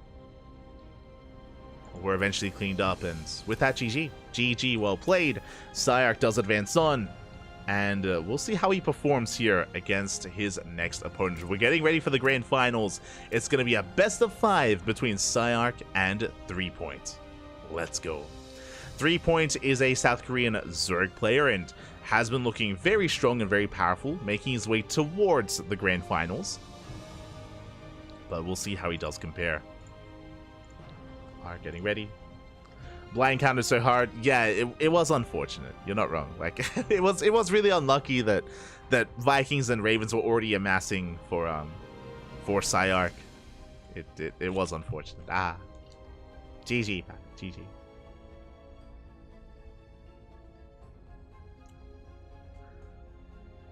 But here we go. We're getting ready for those grand finals again. It's going to be a best of 5. And game 1 is going to be a bit of a blast from the past. We're going to be loading into Golden Wall. Oh my god. It's been... When was the last time this was in the map pool? 2020? 2021? It's been a couple of years. It's great to see it return once again as we load into game number 1. 3 Point took out Stats and Sue in the big SC Evo Major in Korea last month. Taking TY. Yeah, exactly. For those that are curious, there was a big Korean event. I think it was sponsored by Soup. It was sponsored by the new Afrika TV Twitch channel, or the Twitch clone or alternative, which did take place last month. But here we go, we're jumping into the grand finals, and spawning in the bottom right hand corner of Golden Wall, we have the South Korean Zerg player, the Red Zerg representing Team Hyper 1. It is 3 Point. Oh, okay. It was I just assumed it was Soup. The competitor to Soup, there you go. By Neighbor. How do you pronounce it? Chick? How do you how do you pronounce that? Chick? Anyway, in the bottom left-hand corner, we have the Japanese Terran player, the Red Terran representing Team Little Fairy. It is Psyarch.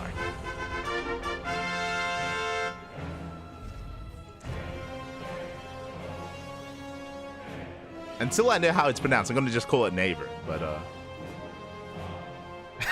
I like how you're like, oh, in Korean we pronounce it. You're like, how do we pronounce it? Like, hold on a minute. Hold on a second. Oh no. It's easy.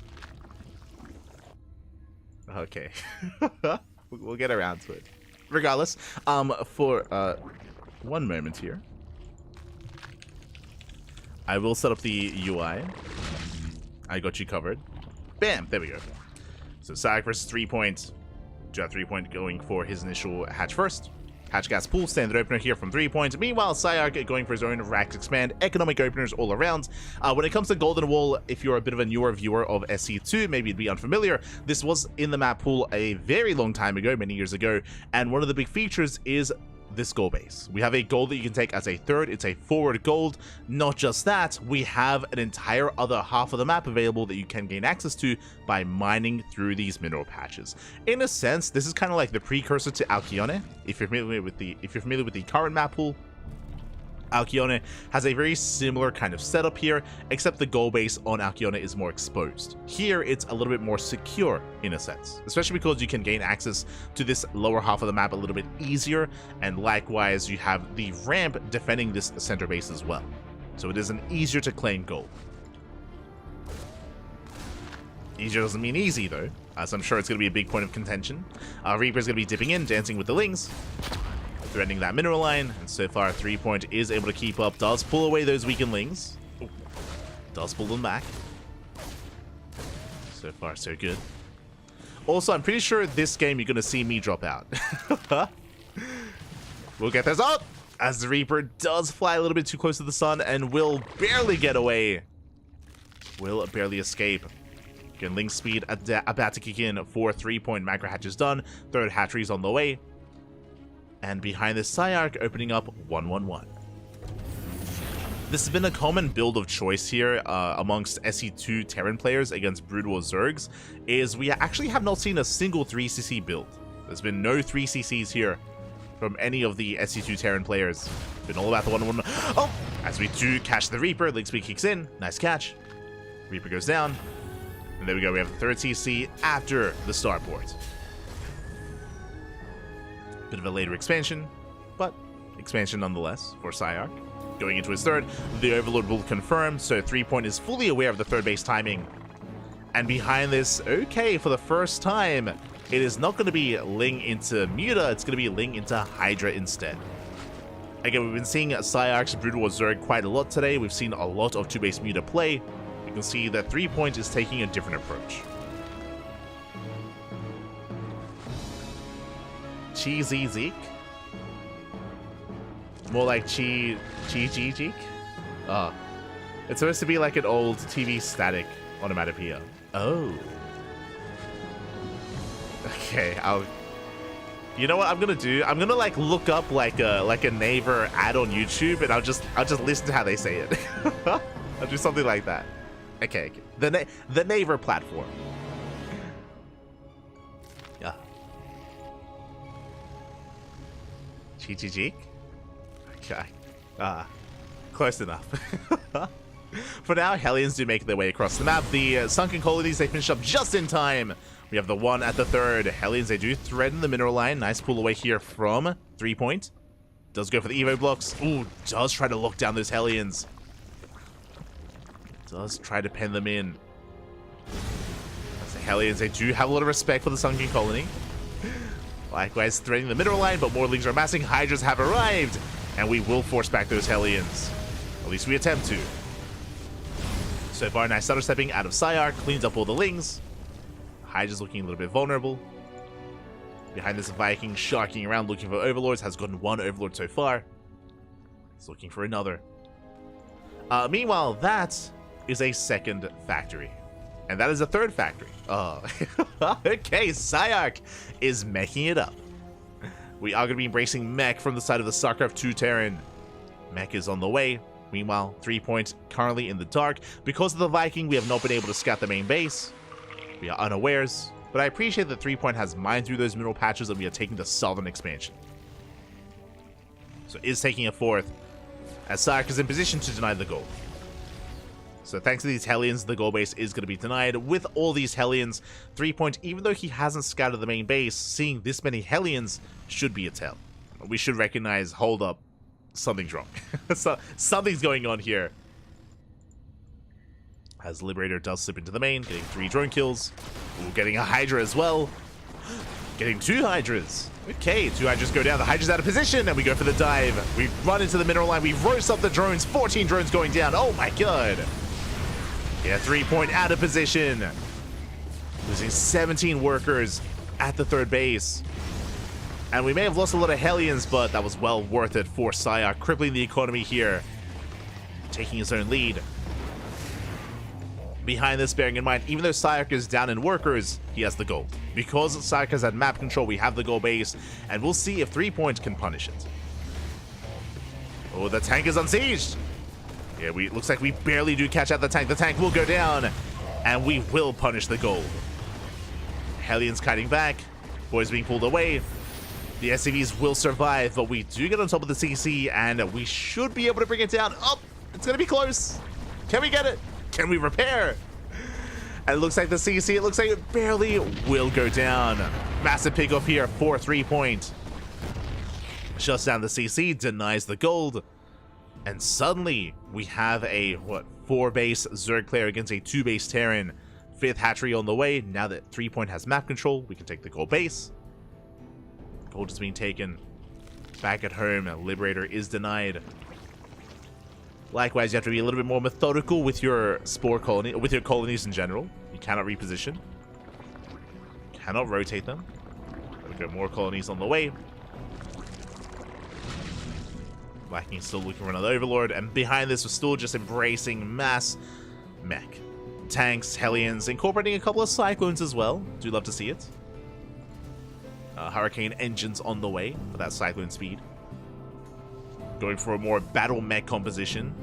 Likewise, we can see Hyper 3 points moving out with our Hydras, but there's not really much that we can accomplish here. We do see that the walls have not been mined from. If Psyark tries to take the gold base, we can deny mining here from the other side of the wall, but the Hydras, yeah, they turn back around. Do turn back. That's the other awkward thing about Golden Wall, is that if you don't mine through these middle patches, like rotating between one side and the other can be quite difficult. And your army can be very easily caught out of position. So the Hydras are rotating. Gold base up and running.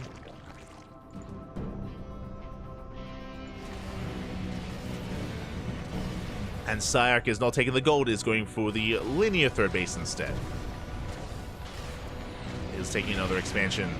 Behind this, the hive is done. We're getting into some lunkers, Poppy. Okay. Lurker tech on the way. You don't need a lurker den. You can just research lurkers at the Hydra den instead. Do love to see it. Likewise, the hive is done, and we are getting into queen production. We have 3 queens so far. Again, they can ensnare. They can parasite. Have a lot of utility here for the Zerg army, especially against something like Battle Mech. In SC2 terms, queens can fungal. Queens can fungal growth, which means they can lock down Hellions and Cyclones. Oh! As I think that's when I lagged out, I think. I can't quite recall. Here we go. As we don't even have any links. It's just pure Hydra. Speaking of fungal, there's the ensnare. We shut down the Hellions, and we can barely keep up. We start to step forward. That's what, 3, 4 Hellions going down. I love the visual effect on the Hellions. Oh my gosh, yeah, we will clean up every single Hellion. There's no escaping, there's no way out. And just like that, 3-point does strip away map control from Psyark. Psyark stuck at home. Walling up with tanks, with liberators. Now the question becomes, without something like the Viper, how does the Zerg player kind of break this position? Especially if we entrench ourselves a little bit further with planetaries or with more turrets. Oh no! We catch a queen! 1 queen goes down! Oof. And yeah, Hydras, they cannot push into this. It's not gonna happen. Instead, we're transitioning into double spire. 2 more spires on the way, taking more expansions, more bases. Yeah, the era of the Hydra has come and gone, and a greater spire on the way. And I imagine we should be working towards Guardians, I would imagine. That's kind of like the Brood War equivalent of a Broodlord, in a way. I would imagine that's how you would break this kind of position, but we'll see. We'll see how 3-point will approach this. That was pretty close. We got there. We got there. It's close enough. As long as they're getting positioned, Psyark is slowly taking another base. Fourth now on the way. And what's scary here is that Psyark has been at least he's looking to be as efficient as possible with his army, looking to max out and slowly take control of the map. And once again, though, we do have those ensnares. Oh! We get one. One queen goes down. We get the ensnare, but it looks like we can get away. We can escape up the ramp. Yeah, the Hydra's not quite able to punish. Lurkers coming in from behind, but they run into the tanks. Oh my god, we lose every single lurker. The lurkers go down. More lurkers on the way. It looks like we're essentially trying to draw a line in the sand here and get our own siege up and running. Defilers in the mix. Of course, they can Dark Swarm. Ooh. Catch the Overlord. Speaking of, Dark Swarm has been thrown down. I mean, I guess that's another way, right? I was talking about, you know, laying siege upon this with Guardians, but with Dark Swarms, we can try to rush in and just kind of force our way through this kind of setup. True. That is another way to approach this. Oh, we're setting up for a Dropalords. Okay. They're spotted, unfortunately. Gee, how long does Dark Swarm last? This was thrown down like 30 seconds ago. We catch out the Cyclones. The Cyclones are caught. Nice stutter stepping. We lock them down. Do I want to know how long Dark Swarm... Is it like 30 seconds? That's crazy. That's insane. It lasts forever. I'm jealous. Like, as an SE2 player, I know my Crowbill Shroud is a bit of a meme, but it'd be nice if it lasted this long. It's still there. It's crazy. It lasts like 2 fights. There we go. My god. I'm celoso, papi. I want that.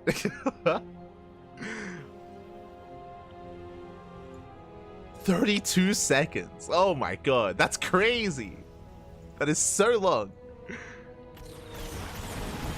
As it looks like we will catch out the Cyclones once again. Nice and snare. But it looks like the Cyclones, they should be able to barely get away. The Hellions less so. I say that. Never mind. Again, the ensnare does last quite some time. Oh my god. Like, in general, the spells, they last so long. That was crazy. That was like 2 fungals or 3 fungals worth of ensnare. Meanwhile, the Dropalords into the main. Let's go. Yeah, massive Dune Drop into the main base. We don't engage with the main army. We just go straight across the map into the main instead. Came with the production. And with that, we're trickling in. Cyclone's going down. We will eventually clean this up. But not a bad move at the same time. Pushing on forward. The Cyclones, no quite here to support. And show us the Dark Swarms. Yeah, they get thrown down. The Hydras, they stutter step forward. They take down the tanks, the Liberators. And Psyark, he's out of position. He's racing back. We don't quite go for the planetary. We have energy for more Dark Swarms. I feel like we could have kept going. But last for now. 3-point backs off. Rebuilding. Has almost the entire map under his control. Not mining from all the bases, but at least has them. All the Brood War spells tend to last for a long time. I have noticed that, Hybrid One. I have noticed. Like as a StarCraft enthusiast, player, caster, like it feels longer than it is, just because I'm used to it being short, right? Like I'm used to spells lasting only half, if not a third of the time of Brood War spells. And I'm just in awe. I'm just in awe. Whenever I see like an Ensnare or a Dark Swarm, it's like, oh my god, that's crazy. Speaking of, another Dark Storm gets thrown down. Nice EMP. Some of the Overlords do get sniped.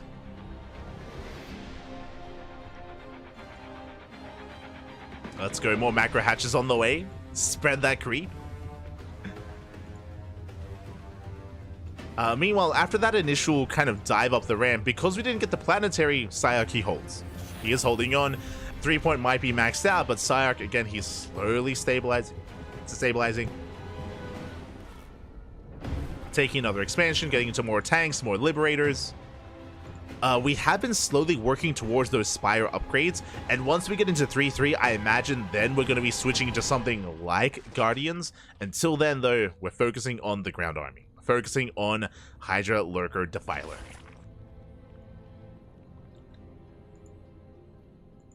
I have to get used to saying that. Instead of Hydra, Lurker, Viper, Hydra, Lurker, Defiler. Let's go.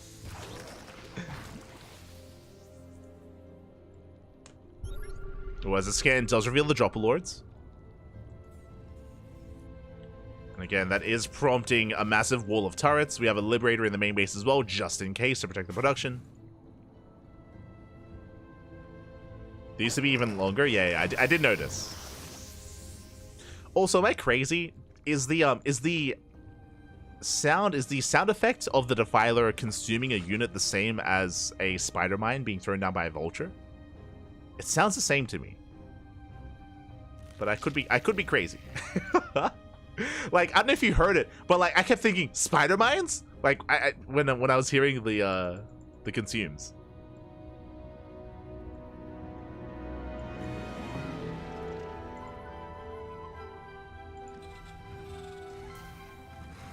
As for now, again, we are just walling up.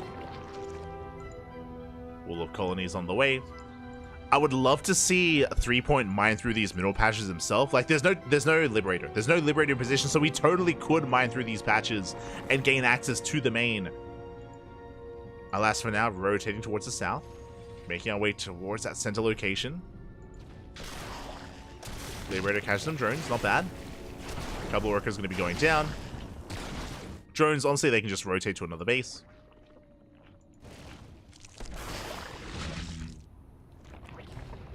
Yes, there we go. They do end up just focusing on some of those spores instead. Oh my god, the libs, they're popping off! 12 more, 13, 14 more drone kills! Oh, that is incorrect. Oh wait, no, never mind. Yeah, 15 drones go down. Going for more damage. And we spoke about this, especially when you have a ground-based army. Like, it takes so long to rotate between the north and the south on Golden Aura. As we attempt to, at the same time, Sayarki breaks out. Does break out of his contain. Hatchery going to be going down. 3-point getting in position. Collapsing on the Hellions. Ooh, I don't think Sayarki can take the fight out here. Nice EMP! Ooh, EMP does catch every single Defiler.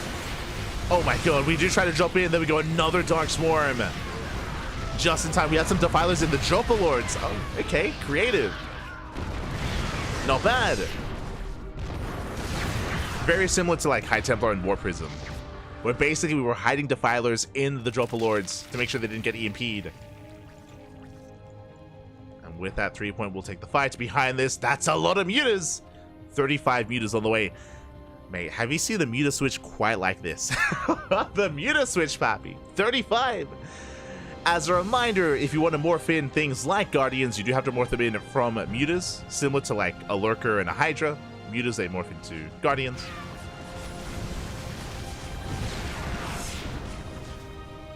But here comes the mass muta at the same time, drop towards the main, making its way across the map. Hydras and Lurkers in the mix.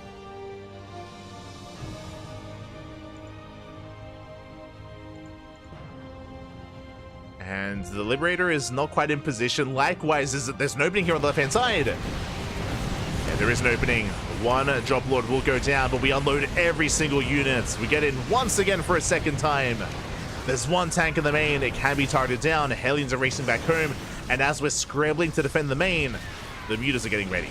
And there it is. Oh my god, 35 Guardians. Oh my god. We had the free supply for it, but there it is.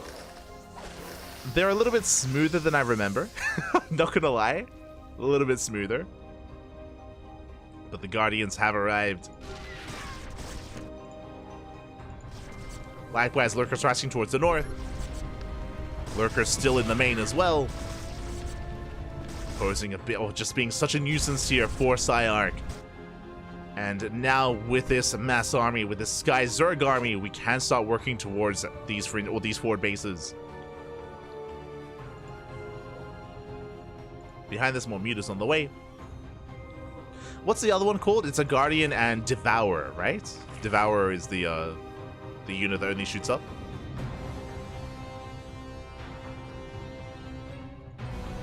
It's been so long since I've like used these words, like when casting. I could. There we go. There it is. As we have 35 Guardians and we're morphing in 13 Devourers, right? I say a little bit unsure of myself. That's what it's called, right? Yeah. I remember my Brood War. I remember. God. I don't think I've ever said the word Devourer in my life. I don't think I've ever said that about anyone or anything, but it's here. It's a very unique word. Here we go. But yeah, of course the Devourers have arrived. That's of course going to be the answer to, ideally, those Liberators. Guardians are pushing in. Oh, and so far we have detection. We do shut down. Oh, we do shut down the Ghost. The Ensnare as well. Yeah, the Ghosts, they get annihilated. Oh my god. The Ghosts alongside everything else. The attack rate of the Devourer is a little bit lower, a little bit slower. But we'll clean up the Vikings. GG gets called with the revelation of the Guardians. And 3 points will take game number 1. Whew. GG. That was a game. GG, well played. We were able to finally, for the first time today, experience more of a late game back and forth between SE2 Terran and Brood War Zerg. And yeah, it was really cool to see some tech switches, a lot of tech switches there from 3 points. Likewise, unfortunately, Psyarch wasn't able to really be active on the map. Whatever he was, we would always have the Queens, the Ensnares alongside the Defilers as well, in position to help defend, help protect, help shut down the initial army. And Psyarch was just stuck at home. He was just stuck at home the entire time. Every time he tried to break out, he was shut down. He was just shut down. 3 point just getting a little bit too out of hand there. A little bit too out of control. GG. GG, well played. 3 point does take a lead. And now we're jumping into game number 2. Gonna be loading into Retro. Oh, and this I was not expecting. Okay. So Psyarch, we have seen Psyarch play Zerg against SE2 Terran. We've seen him play Brood War Zerg. But against SE2 Zerg, Psyarch is playing Protoss. Interesting. Psyarch, he's coming out to be a really malleable player. We've seen him play every race, actually. Terran, Zerg, and now Protoss. And this isn't random. This is a race pick of Protoss as well. Okay. Very interesting. And here we go. Spawning. Oh, I do have to switch over the players. We're spawning in the top right-hand corner of Retro. We have our blue Zerg player from the land of South Korea, representing Team Hyper 1. Oh, hello. It is 3 point. He's 12 pulling. Okay. Is going for the initial 12 pull and spawning in the bottom right-hand corner. We have his opponent. We have, oh, that's a fancy building. We have the Japanese Protoss player. Usually he's Terran, but playing Protoss for the first time today on stream. Represent Team Little Fairy, it is Psyarch. I will fix up the names. One moment here. As they have switched colors. Shaking my head. But there we go. Now, this is a bold move. The reason why I say this with this 12 pool, we're drone scouting. We're drone scouting because this is a 4-player map. It's a 4-player map. The workers will scout each other. Again, Psyarch checked bottom left. We saw 3 point check top left. They will confirm that they are not where they were hoping. The second drone will confirm the base, will confirm the Sim City. And here come the Lings. Again, this is a really risky move to go for a 12 pool on a 4-player map, just because it takes a little bit longer to scout the position of your opponent. But 3 point does find Psyarch. And the Lings are coming. The Lings are on the way. Psyarch has a late scout of 3 point. The probe is still on the way. And by the time we realize what's going on, oh, the proxy hatch! Oh, we don't get it. Hatchery is barely not thrown down. Oh my god. Gasito. Okay, the hatchery is now being thrown down outside of the wall. Lings have arrived, Zelt's on the way. And we're going for the pylon. It's going to be close. The pylon is under fire. The Zealot does arrive, but we will get the pylon. The pylon should go down just barely. Oh, we get it. We get the pylon. We depower the gateway. And with that, we pull the boys. We're getting top of the expansion. More Lings are soon to arrive. And 3 points. Can we break through this? Can we get on top of that Zealot? That one Zealot is the one unit that Psyarch has to defend. I mean, the boys as well, but really all the DPS comes in that Zealot. Gateway gets repowered. Hatchery under fire. More Lings flooding in. So far, nice engage out of Psyarch. Again, making sure that the Zealot does not get surrounded. And the second Zealot is halfway done. Shield batteries on the way. And 3 point is running out of time here. The longer this goes on, the better it is for Psyarch. Now we go, second Zealot has made it. And now with 2 Zealots, we shut this down. We shut down the Lings. Sure, we might have a hatchery, but 3 point is droning. He's droning up. He's realized that the aggression has failed. And Psyarch has defended. Up. Well, Lings don't quite make it in. They get us around, but we have a shield battery. Yeah, we have the shield battery. Oh, we barely maintain the Zealots. Just barely. Oh my, the micro. We saved the Zealot. We barely do save the Zealot. Dragoon has arrived. The gateway's under fire. And can we get the gateway? It's going to be close. It is going to be close. One Zealot goes down. Second Zealot as well. Boys have arrived. We make sure the Lings, they do not get on top of the Dragoon. Oh my god, but more Lings are on the way. The whole position micro. Oh, the micro path. It's still so close. It's still so clutch. The gateway's going to go down. He gets it. Just barely. Does get the gateway. Lings, they flood in. They go for the Dragoon. Queen has arrived. And have we done it? Have we broken the Protoss? Oh my god. It looks like we have. It took 10 minutes. It took 3 minutes, but still. We break through the gateway. We got the Dragoon. We got the Zealot as well. And there's nothing left. There's nothing here. Only probes. Wow. GG gets called, and 3 point takes a 2-0 lead. GG. GG, well played. I was an unbeliever. I mean, 3 point, he started droning back at home. He took his natural base. It looked like the aggression had failed, and it had failed. Like, it was a really nice defense out of Psyarch to be able to save his natural, to be able to save his gateway, to save both of his Zealots for so long, to get the Dragoon. But we saw that the Dragoon, its rate of fire and its damage output as well on Lings, it isn't ideal. So, alas, even though the Dragoon was wreaking havoc, was dishing out a lot of damage, it wasn't enough to shut down all those things. It was just an overwhelming swarm from 3 point, just barely enough. With that, GG. GG, well played. 3 point does take the second game. And now 3 point is one game away from becoming our first HyperStarLeague champion. The very first HyperStarLeague champion. We'll see if he can bring it home here as we're getting into game number 3, and we are switching things up once again. Okay, interesting. Is it always Brood War versus SC2? Yes, yes.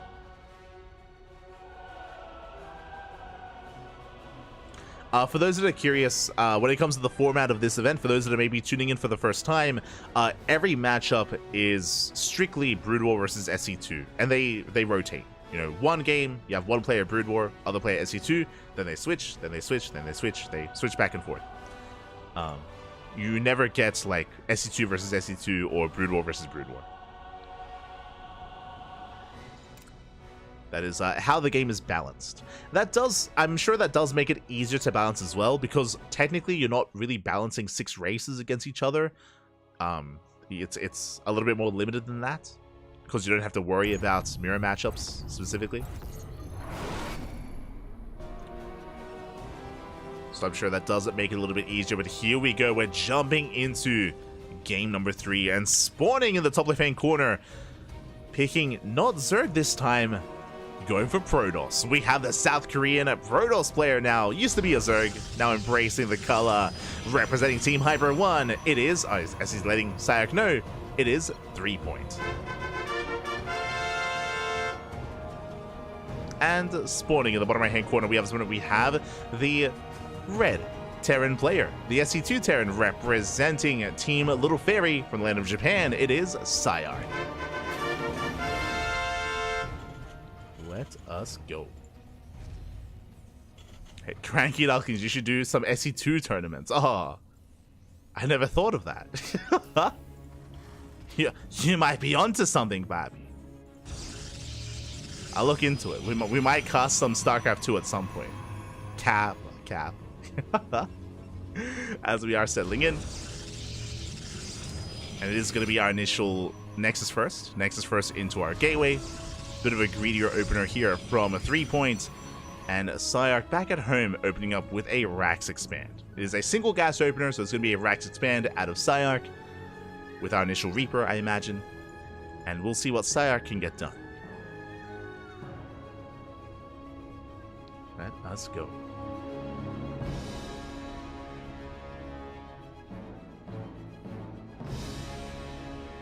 Oh, we're enforcing 1 race per game in the next one. Crazy. Crazy Hyper One. Great.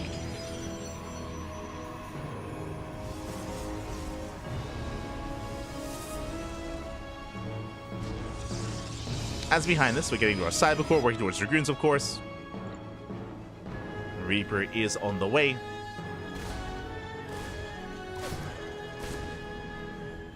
And 3-point was able to confirm the opener, of course, was able to confirm the CC on the low ground.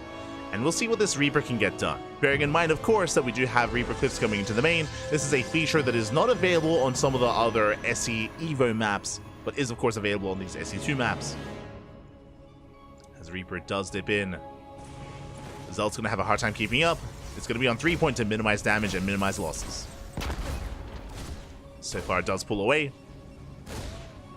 Zelt going to be chasing the Reaper. Oh, and we're going to get 1. 1 probe goes down. Nice pickup. We got 1 worker so far. More boys being pulled. Ooh, trying to go for the surround. And again, we're just trying to buy time for the Dragoon. Reaper takes a lot of hits. And will eventually be forced out. Can he get a second probe, though? Oh, he wants it. He wants it, man. And he's going to get it. Barely does. 2 probes go down. Dragoon has arrived, and we will finally shut this down. Can we get a 3rd probe? Not quite. Not quite, as 3-point will defend, will shut it down. Behind this, getting to his initial 2 gateways. And I imagine we're going to be working towards Reaver drops, as we have seen that quite often here in the TVP matchup so far. Dragoons are moving out, the back at home side, getting into his own 1-1-1. Getting into his marine production, getting into biotank.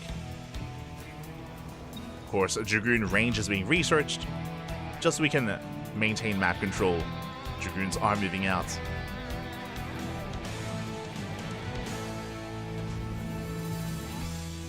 The 3-point is looking to contain. As he contains, show us that robotics bay. Show us the bay, papi. Robo is now done. Okay, going for the observatory. Never mind. I assumed that we would be working towards Reavers, but no, sticking with Dragoons. Sticking with Dragoons for the time being. Meanwhile, we have Sayark getting into interesting, a bit of a more SE2 build here, going into Tank Banshee.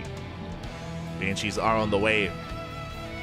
Going for a 2nd starport? Wait, what? Now, this is not seen in SE2. We're going for a double starport build into Mass Banshee? Question mark? Yeah, add-on swap. Going for the add-on swap. Going for the tech lab. Interesting. Now, we did see Mass Wraith earlier. True, did see Mass Wraith in the TVT, so this is kind of similar in that sense, I imagine. Yeah, just going Mass Banshee and hoping to catch the Protoss player off guard. We'll see how well it performs. Back at home, embracing additional gateways. Now, what I'm concerned about is that clearly 3-point is going for a Mass Dragoon composition, not taking into Reavers, so I'm a little bit concerned that these Banshees won't get as much done, but we'll see. As Cloaker's on the way, Hyperflight Rotors as well. That is, of course, Banshee speed. Massing up Banshees, looking to move out.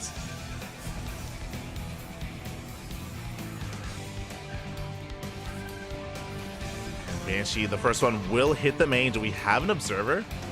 We do. Observers around. We have one at home. But there's no army. Where the Dragoons are having a hard time keeping up. We get 3. We get 4 probe kills so far. Getting a 5th. Can we get a 6th? We can. 6 probes go down. 7 probes go down. We get an 8th. Oh my god. 8 probe kills. A very nice damage here for one Banshee. But that was the first Banshee. What about the rest? I still have more Banshees amassing. 2 more moving out. Making the way across the map. Psyarch, meanwhile, going into a Raven. Okay. Getting into Stim. Now, I'm a little bit concerned.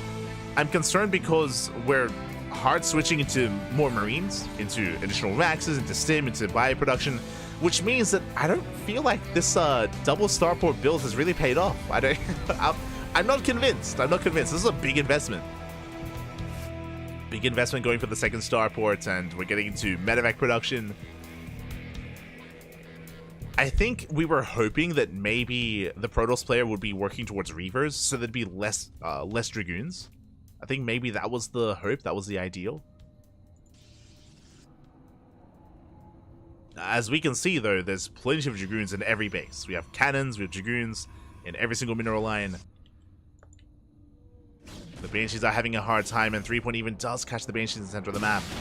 Oh, who catches who? We get the Dragoon. We get 1. The Observer is going to be able to come in, though.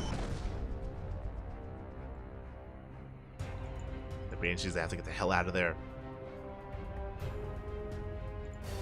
Behind this, getting into Bio. 1-1 is on the way. Stim, combat shields. Switching into Mass Marine, and yeah, we're done with the starports. It's a bit of an odd sight here, but we have Tech Lab starports making medevacs. Love to see it. Let's go. Banshee gets sniped in the main. We have the cannon in position. Let's go to snipe that Banshee. Likewise, intercept. And this was what I was worried about. So the first Banshee was amazing. The first Banshee got, what, 8 worker kills, 8 probe kills. It was insane. Since then, though, we've been bleeding out Banshees. We haven't really gotten much done. We hyper invested into Hyperflight Rotors as well, and it just wasn't really worth it. But we'll see if Sire can catch the Protoss with their pants down. See if we can catch out 3 Point as we're moving out through the center. Catching the Observer. Scanning ahead of time. The army is amassing. No splash damage. But likewise, Sire doesn't really have much to work with. There's so many Dragoons. Oh my god. Yeah, the Concave Visual, we shut down the main push. We're getting on top of the tank as well, and the tank will fall. It's 23 Dragoons here for 3 Point. The drop will distract. We do drag the army over.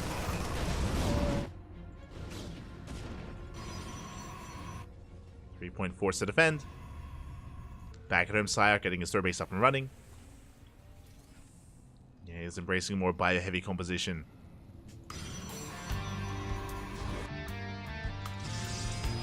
He's embracing those Marines.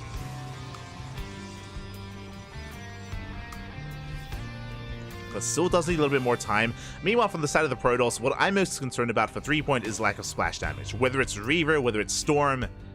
I mean, Temple Archive's now on the way, but Storms is still a ways off. Without it, we have to rely on gateway units. I mean, the Dragoon has a lot of kiting potential, true. Especially with their range. But we'll see if we can keep up, especially once we get into things like Ghosts. As I say that, though, there's no Ghost Academy yet for Psyarch. So we have no EMPs. And there it is. Storm is now on the way. The missing piece of the army for 3 Point is that splash damage. It's on the way. Psyarch setting up a concave. Getting caught out a little bit, though.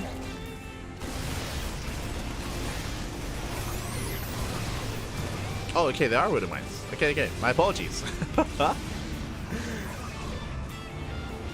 But we didn't see any Widowmines against Mutas earlier, so I was like, did they just remove it from the game? No, we have them. Widowmines are set up. Banshee goes down.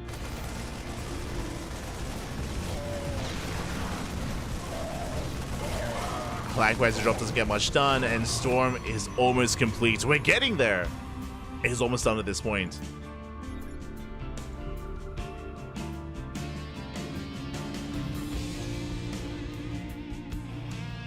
Likewise, Ghost on the way. It's going to be a battle of the spellcasters. Do we get off the EMP or do we get off the Storm? Who shoots first? Do we get the missile off on the main army? Sire gaining ground. 3-point has to back up. High Templar, they lead the charge. Storm is done. Up. But we don't spend it yet. Yeah, the first Storm is revealed. Sire now aware. Looks like we have 3 more Storms in the chamber. Rotating around, going for the expansion. That is going to be a lot of Storms, though. Decent EMP, but we don't get the High Templar. Storm on the right-hand side. And it looks like we do gain access to the base. Another Storm here on the Marauders. And zoning back the army. Still rallying across the map. We do get on top of the base. It looks like the Nexus, yeah, it's going to go down. Oh, the EMPs! Massive EMP! Solid connection here from Syek. He does catch at the High Templar, but we have more High Templar behind this. Yeah, Archon's now on the way. The base goes down. Both armies are maxed. And Sire, can he break through? Once again, a nice missile. Solid Dorito cannon on the Dragoons. Archon's trying to dive in. Likewise, setting up a Zealot counterattack.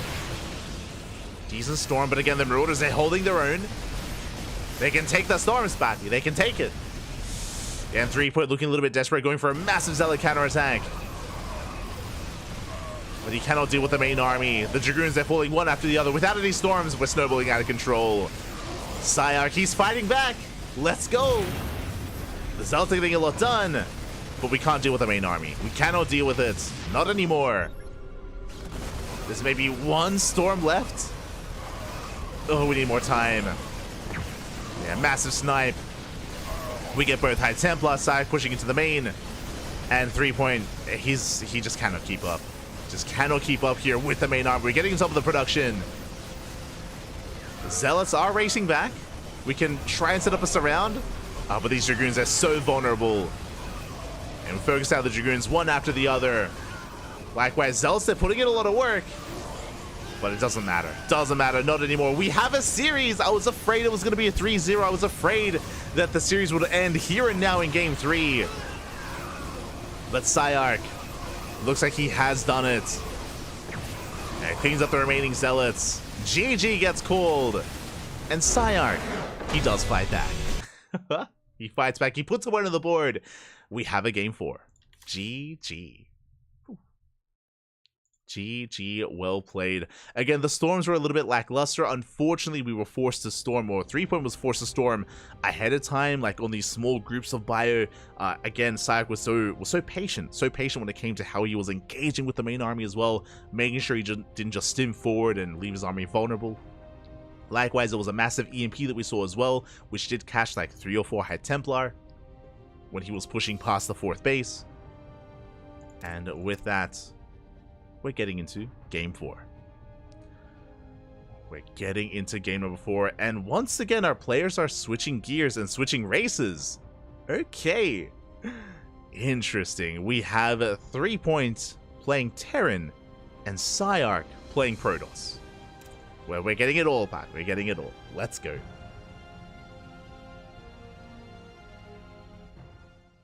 Here we go.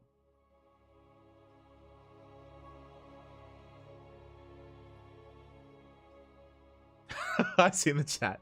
Those are the fastest Dragoons in the history of Earth. It's crazy. It's crazy. The Dragoons, they're not derping around. They're not running all over the place. It's crazy. You can micro them. And here we go. We're jumping into our next game and spawning. Oh, I do have to switch our nameplates over. Spawning in the bottom left-hand corner of Alkyone, we have our South Korean, typically a Zerg player, but now rolling Terran, just going through all the races at this point in the Grand Finals. Leading the series 2-1, one game away from becoming our first HSL champion. It is 3 points. And spawning in the top right-hand corner, we have his opponent. We have the Japanese Terran player. Instead, rolling Protoss, at least the Brood War Protoss. Representing Team Little Fairy, it is Psyark. Okay, so we get a PVT, but this time the roles are reversed. This time, 3 Point is playing the SE2 Terran, and Psyark is playing the Brood War Protoss. So we'll see if Psyark can exceed where 3 Point failed. We'll see how they do change their approach as well. Again, I wasn't too convinced by the 2-port Banshee build of Psyark. It was okay in the beginning, but then it petered out real quick. But we'll see. As we are going for a CC first. Oh my god. 3 Point. Calm down. CC first out of 3 points. Psyark is aware. Does attempt to slow it down. Does force down a second SCV. Behind this, Psyark going for his own gate expand into Cybercore. So 3 Point being a little bit greedier here. Just being a little bit more greedy.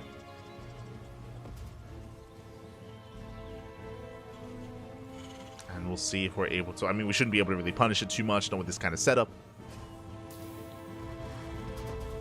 Psyark will just confirm and get the hell out of here. I say that just being as annoying as possible. Going for the SCVs. Marine is on the way. Again, this was a gasless opener. This is how we could afford the CC so early on. No gas. Just CC first, into Rax, into Marine. Now, the downside is no scouting. No SCV scout, no Reaper scout, because we have no gas. This is just a really greedy playstyle out of 3 Point. Something that you never see in SC2. Like, in a TVP, we'd never see a gasless opener like this. This is crazy. But against a Brood War Protoss, maybe you can get away with it. Maybe. Now we're taking our gases. Again, we're stuck at home. We have no idea what the Protoss is up to. And we can see that Psyark is going for an earlier Robo. Okay, so it's going to be a Dragoon opener into Dragoon range, into a fast Robo. I'm assuming that we're going to make use of the Robo and maybe go into a fast Bay. Maybe go for a Reaver opener into a Reaver drop. We'll see. I was also expecting Reavers in the last game from 3 Point, but we didn't see them. This feels like maybe it's going to be a little bit more Robo heavy, just because it's so early, but we'll see. As Dragoon does make it across the map, poking in, testing the waters, going to be reinforcing, second gateway, yep, there it is, the Bay is on the way. It is a Reaver drop opener. Okay, we understand, Pappy, we're getting there. It's our first time casting SC Evo, but we understand the builds a little bit. So we do have that Bay on the way. Again, that's going to be for Reavers, for I imagine eventually, I almost said Warp Prison speed, but shuttle speed. And there it is, shuttle speed is on the way. And the drop is coming. And we'll see how how 3 Point is able to defend against this. Oh, he's playing Meg. Oh my god. Oh my god. It just clicked. We're getting to a third CC real quick. A very greedy response here from a 3 Point going for a fast third CC. And that is a second factory on the way. He's playing mech. He's crazy. Or is he? I don't know, right? Like, obviously mech is more of a meme against SC2 Protoss, but against Brood War Protoss, is mech viable? Is mech an answer? Or does it crash and burn? We're about to find out. Oh boy. Okay. So we are gonna mech it up. Reaver's on the way. First one have arrived. Oh, look at it. It's so cute. It's like scuttling in. Here we go. The first Reaver is making its way across the map. Third base now being taken for Psyark. And back at home, will we have any anti-air? If we are lacking anti-air, then there's nothing to stop the shuttle from just dropping and just continuing to just micro. Tanks are slowly building up. Scan into the main reveals everything. Big scan for Psyark. He does spot the Robo. He does spot the Bay. He's aware of the Reaver. And here it goes. It comes into the main. Viking production has begun. We get the first shot. We get one SCV. Did I say one? 3 SCVs. Oh, we do waste a shot on the building. Okay, we have to be very careful. Oh, he wants those SCVs. They're so bunched up. Oh my god. He wants them. Up! Going for the tank. He can 2-shot. Oh, does get a couple of volleys off. But alas, the Vikings have arrived and the shuttle is going to be shut down. We do have speed though. Oh my god, the shuttle does not get away. We lose the Reaver as well. Massive loss for Psyark. And just like that, 3-point defense. See, why don't Brood War Terrans just do this? Why? Cap, puppy cap. Well, the Vikings, they shut down the shuttle. The Reaver, it was not worth it. I mean, we did deny some mining, true. We did deny mining time in the main. As a result, you can see the mining spike in favor of Psyark for a time. But now it's coming back in favor of the Terran. As more tanks are amassing. Oh, be careful. Tanks taking a lot of damage. Behind this, more tank Hellion on the way. No Cyclones, bear that in mind. Just tank Hellion for now. And across the map, we have Psyark embracing a massive gateway composition. It's going to be Dragoons and Zealots.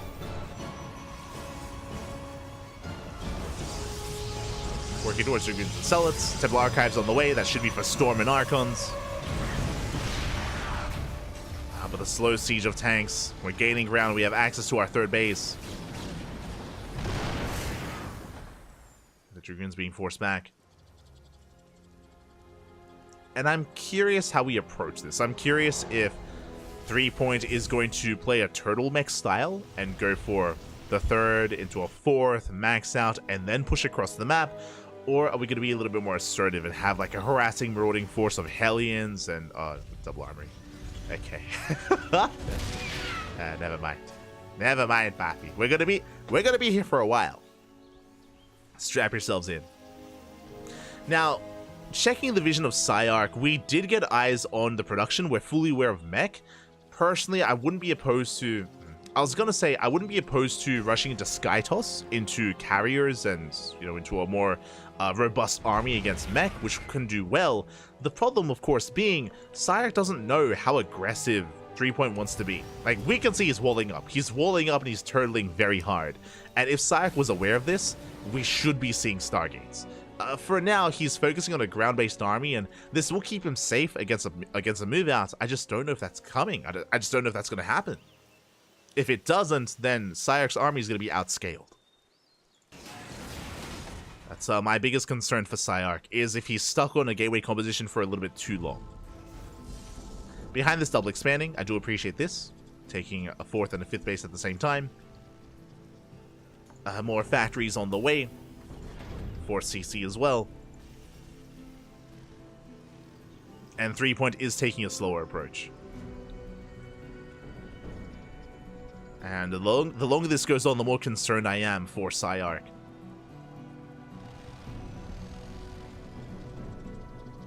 Now Hellion's rotating over. At least we are going to be harassing somewhat. Scouting, checking the 5th base, the 4th, and making our way towards the 3rd. Oh my god! Nice scav shot. We get into the mineral line. We do get in and we roast up the probes. That's going to be 5 probes going down, 7 already. And more importantly, we just saw the shuttles. We just saw 3 shuttles. That is very suspect. Sark does make his way across the map. That is a High Templar in the shuttles. And can we actually break this position with Storm? Let's find out. Okay, we have Storm, we have Zealots as well. We're gonna try and doom drop on top of the tanks, but the Hellbats are in position. They're ready for the drops. They're ready for the Zealots. We have seen this work in Brood War, but does it work against an SC2 Terran player? Oh boy. There we go, the drop is gonna try to dive in. Storms on top of the tanks, Zealots as well. Big storms going off. And we break through the first line of tanks. We have another line behind this. Yeah, that's all the Zealots going down. Dragoons, they're breaking into the natural. Oh, they're trying to. Yeah, Zealots are coming in to reinforce, and it looks like we can break this. Where are the Hellbats? Where are the Hellbats? They're not here. We're breaking through. Psyarch takes down the final tank, taking down the SCVs as well.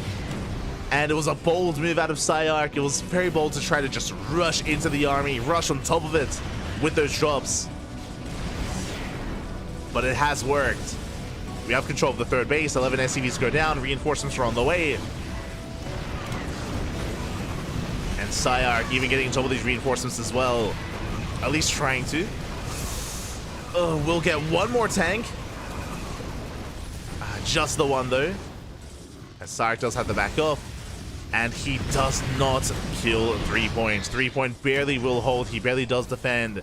Did cost him a lot of supply though. Looking at the unit loss tab, that was 9 tanks going down. That was a hefty loss for the Terran player. The problem is though, we had a 4th. The entire time we had a 4th base up and running. The economy is still looking solid for 3 point. Psyarch did well. Can he do it again? Can he do it again before we rebuild? Because 3 point still needs a little bit more time to gather up more Hellbats, more Hellions. But that is a lot of tanks. that's a lot of tanks, man. You can see we're getting ready for wave number 2. This is just a really chaotic style, really intense shit from Psyarch. It's like all or nothing. We break 3 point or we die trying. Can he break him? We only have 2 shuttles. This time only 2 shuttles. So we have a little bit less dive potential. Scan will reveal this.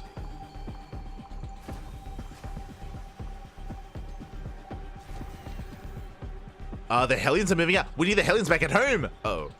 The Hellions are out of position. That means these tanks are that much more vulnerable. Bold move by 3 points. Going for a massive Hellion counterattack at the same time the army's coming in. And the 4th base is exposed. As the Hellions, they hit the gold. 4th base under fire. Drops trying to come in. And we will force some friendly fire. There we go. We force the unsiege. We get 2 tanks. But we get 3 tanks. 3 tanks go down. Planetary's barely holding on. The repairs are good enough. And 3 point holds. 3 point is holding. Meanwhile, across the map, did we get any damage? Oh, doesn't look like it. The Hellion run by didn't do much here at the center base. And Psyarch, he's almost remaxed. Catches out the Hellions. Hellions go down. Psyarch with a massive supply lead. Once again, going for another drop. And there's no more Vikings. Not this time. My shot goes off. We Dune drop on top of the tanks. And we break through. Tanks are going down left and right. And Psyarch, it looks like he has done it. Takes down most of the tanks, getting us off the planetary once again. We're still lacking some Zealots here. Without Zealots, the Dragoons are quite fragile. We do have to back off. Okay, 3 point holds. He's holding. Barely. This is almost like I'm watching a Zerg player, to be honest. Like the way that Psyarch is playing this out. Going for, like the Zerg equivalent would be like Ling Roach Ravager, in a sense, against Mech. But I'm loving the use of the shuttles. Loving the use of the drop play.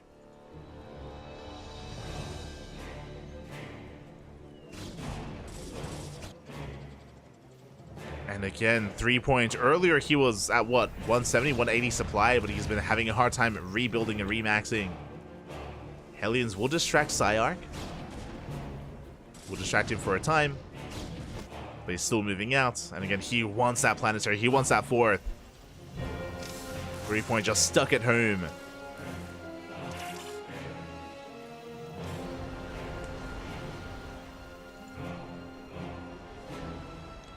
+1 air attack. Sky Toss, let's go. This is what we wanted.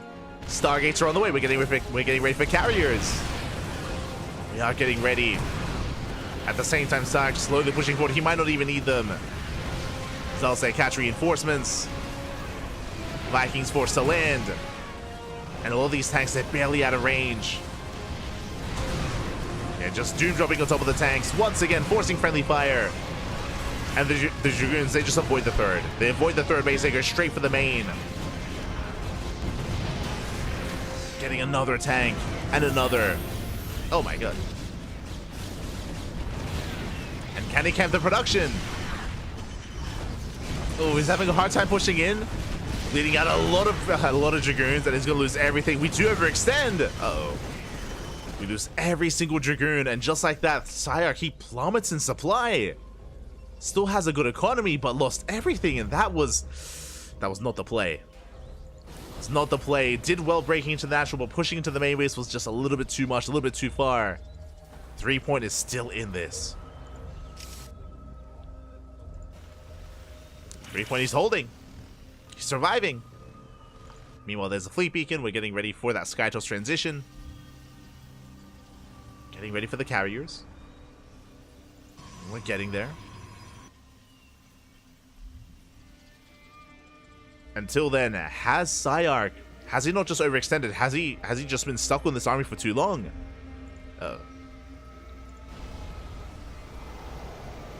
Now, bearing in mind, 3-point is not ready for Skytoss. He's not really ready for carrier or anything really dominant in the air. As Dragoons, they sneak up on the goal base. Nice storm on the Widow Mines. Ooh. Yeah, a lot of Widow Mines go down. The base forced to lift. Forced to reposition. Yeah, storm on the mineral line as well. Oh my god, we can finally bring down the base. It's so close. Another storm on the Hellions. The planetary is so low, and it looks like it will be brought down just barely. The repairs were not in time. Likewise, another storm. Oh my god, on the Hellions. Storms have been brutal. The CC's lift at the wrong moment, and we get a surround. From both angles, we collapse on those tanks. Mine shots going off, massive connections. And the tanks, they will barely siege up, and they will hold the line. They try to at least. Oh my god, another brutal storm. And Sayark, he still got it. He still got it. He didn't need the Skytoss in the end. It's on the way. It's kind of there. Getting into Arbiters. Oh my god. And even though Sayark cannot kill his opponents, that's still 23 SCVs going down. That's still a planetary falling. We're getting into those mass arbiters. We're getting there. 3-point down to 44 SCVs. Barely an economy. Oh my god. Massive tank shots going off.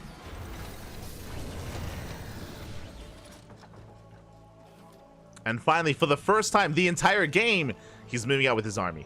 For the first, we had some Hellion run-bys earlier, but now for the first time, the tanks, they move out across the map.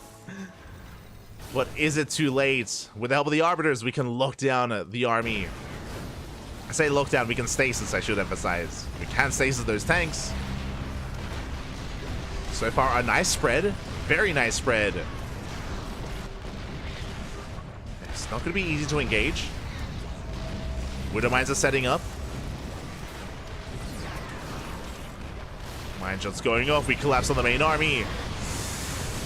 And we get some decent connections on those Zealots. Yeah, Zealots are being cleaned up. We get a storm on the front lines. We have a secondary wall behind this. The Arbiters, they do cloak. Yeah, they help with the cloak. GG gets called. Sayark, he cleans up the army, shuts down the all-in. And we're going to the ace match. Oh my god.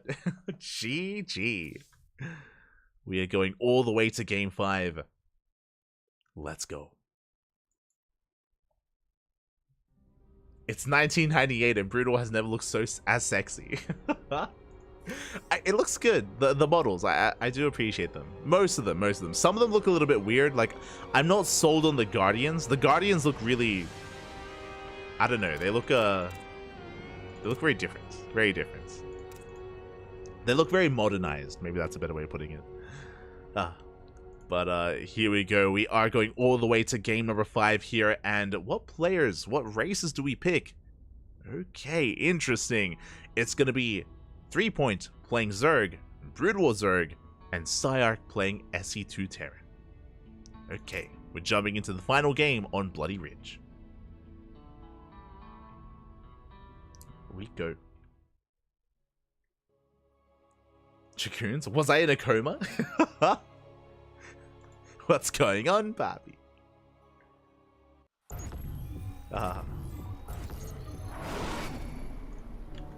Time has stood still. SE2 was a dream.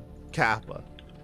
And here we go. We're getting into the ace match and spawning in the top right-hand corner of Bloody Ridge. We have our South Korean Zerg player, the blue Zerg representing Team Hyper 1. It is 3 points. And spawning in the bottom left-hand corner, we have his opponent. We have the Japanese Terran player, the red Terran representing Team Little Fairy. It is Psyark. Here we go. Bloody Ridge, of course, I believe an adaptation of a Brood War map. We're going to be walling off here at the natural base location. Meanwhile, we do have our initial opener here from 3 point. Interesting, going for a gas first. Going gas pool into a delayed hatchery. Now, I haven't seen too much cheese from 3 points Brood War Zerg. But are we going for a proxy hatch? The drone is moving out across the map. Show us what you got. Show us what you got. As we are going to have quite a fast link speed available here for 3 point. Drone does move out. Gets eyes on the wall off. We'll slip in. And show us the hatchery. There it is. We go for the hatch block here at the wall. We're going for the all-in. Let's go. The hatchery has been thrown down. Boys are being pulled. Marine is on the way. Here we go. Extra boys have arrived. And it looks like we will still be able to wall off with that depot. At least the start of the depot has been thrown down. Back at home, link speed is being researched. We're still mining gas, by the way. Interesting. We're still mining gas. I'm sure intentionally so. Links are on the way. The expansion is cancelled. Or the hatchery is cancelled. And we do still expand back at home. Interesting. So with this, we are applying pressure with the links, but we're still making drones. You can see on the production tab, we're still making drones back at home. We're still expanding. Maybe hoping to force an overreaction out of Psyark. With that gas mining, I mean, the SCV does confirm the gas mining. I imagine working towards a lair. Hatchery behind. Oh my, in the main. Okay. Okay. He's cooking, Pappy. He's cooking. Lings have arrived, but the wall is solid. We have an SCV to repair, and we do hold on to the natural. Meanwhile, in the main base, the hatchery is slowly on the way. There's the lair that we were speaking of. Again, with that gas, we have the lair. SCV does not quite confirm yet, but does see the second gas geyser and should be able to confirm. I imagine this is for... I was going to say for Aspire for Mutatech, but I'm actually not sure. I'm not 100% on that.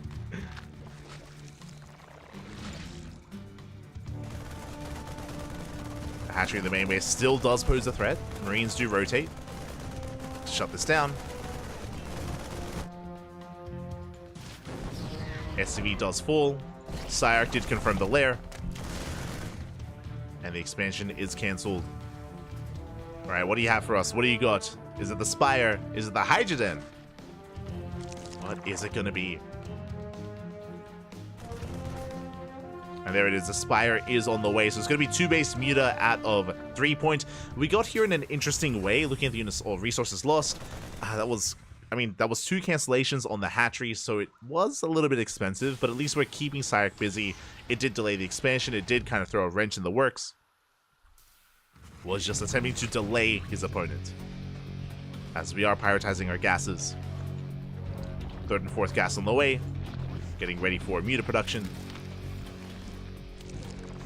Aggro hatch as well from 3 point.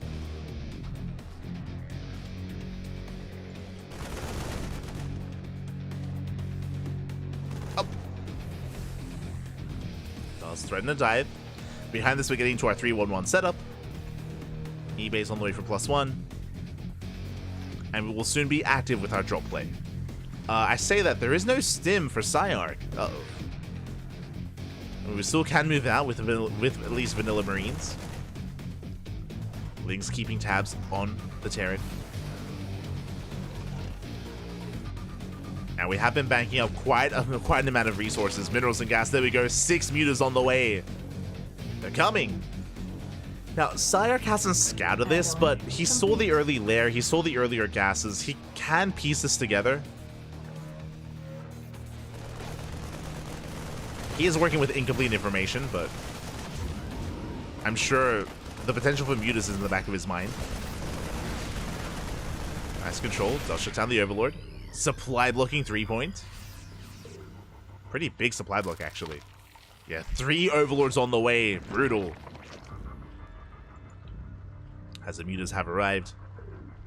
8 mutas so far. 9th muta on the way. Turrets are being thrown down, so yeah, we're aware. We didn't confirm, but we saw enough. So Sayark is getting ready with those turrets. Oh, the tank is exposed though. The tank! The Marines go down and the tank as well. Oh, I say that. Tank takes a lot of damage. Does survive.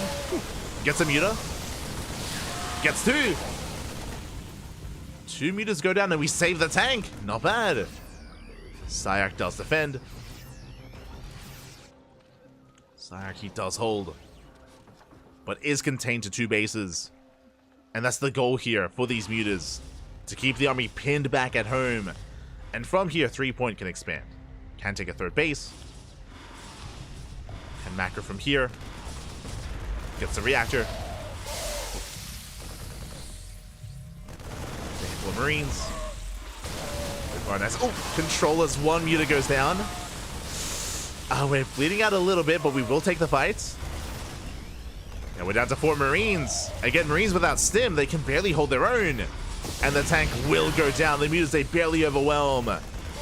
Where came with the production. This is getting very quickly out of hand and very quickly out of control. I assumed that 3-point would just be containing, would be expanding. He is taking a 3rd base. But again, without stim, these Marines, they can barely touch the mutas. I mentioned before that the Brutal muta is tankier. It is less fragile compared to the SC2 muta. Rax goes down. We bust into the natural. With the help of these Marines, with the help of these Lings, we can overwhelm. Oh, you have to respect the turret. Rotating into the main. Stim is done. Ooh, getting 8 SCVs. Getting 10 SCVs.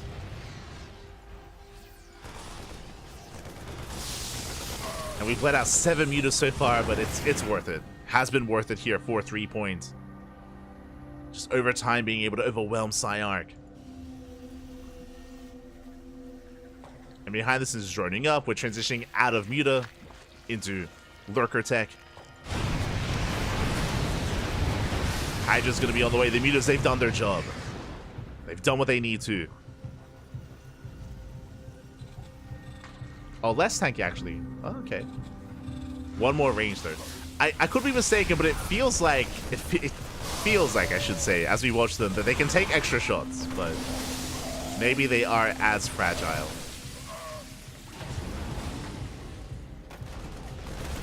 As we've seen these mutas take fights with Marines and Cyclones that I don't know if I would have seen with SE2 mutas. But okay. I'll take your word for it. Maybe it is just that 1 extra range.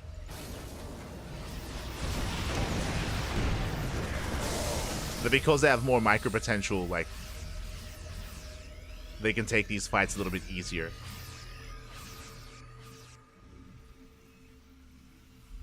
Yeah. I would imagine so. I mean, we can see it. It's crazy.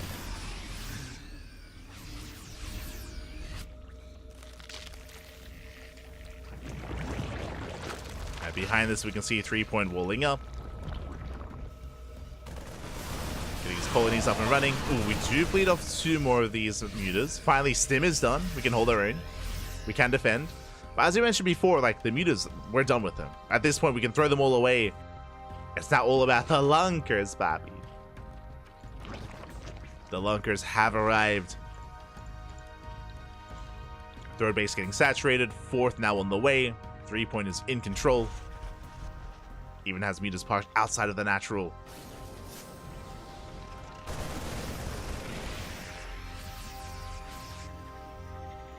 Heart of the Storm campaign models on the Guardians, I believe. Oh, true.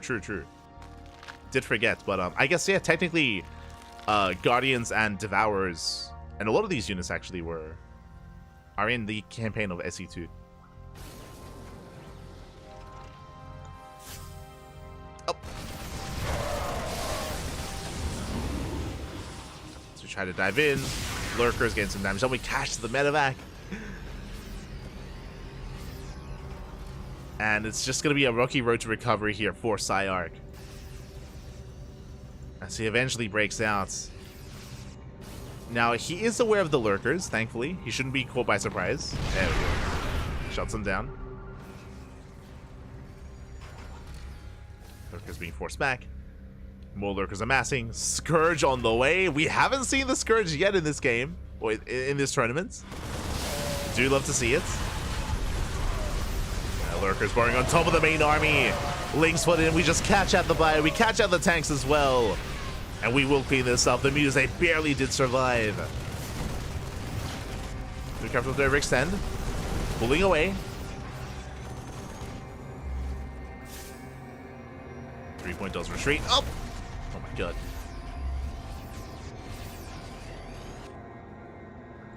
Show us the Scourge. I guess technically we see Scourge a little bit more often in co-op, right? Scourge our thing there. End of the campaign. I think.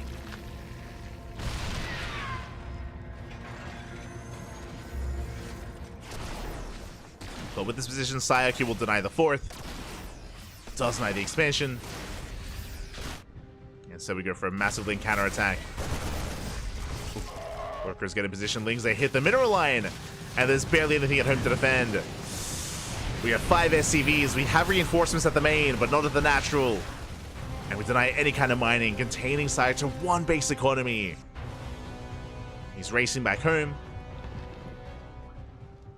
Lurkers attempting to catch out the army. Oh my god, the mutants get caught instead. Not bad. Sayark does clean up all the mutants, retakes the natural. But the Scourge has arrived. Palings in the sky. Crazy. Oh, it's a taste-a-loop. As Sayark, this is, I mean, he's pretty committed. He's pretty all in. He's getting caught out on siege. The tanks get caught out. Massive burrow. Yeah, the Scourge, they crash into that Liberator. And there's just barely anything left. We take down the medevac. There is no escape. And a 3-point. It went all the way to the ace match. We saw a wide array of Druid War, Terran, Protoss, and Zerg. Likewise with SC2 as well. But 3 points will take it in the end and be our first HSL champion. GG. GG, well played. 3-point flexing with his Protoss, with his Zerg. I don't think we saw 3-point play Brood War Terran. I think he avoided that, but did play Protoss and Zerg at least. Shout out to Sayark as well. Sayark was also flexing with all 3 races, so it was really cool to see a vast array of play between our players and how they approached different matchups, how they approached different races as well. GG. GG, well played. 3-point will take it, and will be our first champion. Congratulations. Congratulations. Meanwhile, a big shout to Sayark. A big shout out to Sayark because he's a player that did retire for a time. He stepped away from StarCraft a long time ago. Did dabble in other RTS. Did dabble in Age of Empires 4. In, I think, maybe a little bit of Warcraft 3. Has been active in other RTSs. And really cool to see Sayark returning for SE Evo. Really cool to see. Seems like it's something that he's been enjoying. It's possible that maybe he's been playing some Brood War as well in his off time. And yeah, impressive to see him make it all the way to the finals, even force the ace match as well. Did fall in the ace match, did fall here against 3-point, but making it to the finals was no easy feat. So GG, well played. GG, well played. And with that, so we're going to be wrapping up our first HyperStarLeague event of the season. And we will be getting ready for the upcoming event in a couple of weeks. For those that are curious, there is going to be another rendition of this SE Evo tournament. It's going to be a little bit different, so keep an eye out for announcements regarding the next edition of this tournament. Coming in a couple of weeks, it's going to be in 2 weeks' time. This is a bi-weekly tournament. Every 2 weeks we come back with something a little bit different to the channel. Usually we cast StarCraft 2 here, but honestly it's been a lot of fun casting like this kind of hybrid amalgamation of Brood War and StarCraft 2. Obviously there's still a lot that I'm unfamiliar with when it comes to the Brood War units. But, you know, we're learning over time, we're getting used to it, and again, it's a little bit refreshing, and it's not too dissimilar to SC2, you know, so we're still able to appreciate some things and learn as well. So, do look forward to it. We'll try to make this a regular thing every 2 weeks. Otherwise, we of course have our regular StarCraft 2 events that we do cover on a daily basis. Our next broadcast is going to be tomorrow. Tomorrow afternoon or tomorrow evening, we're going to be casting OSC King of the Hill. If you're curious, what is OSC King of the Hill? It's an SC2 event, of course. It is a best-of-1 style format.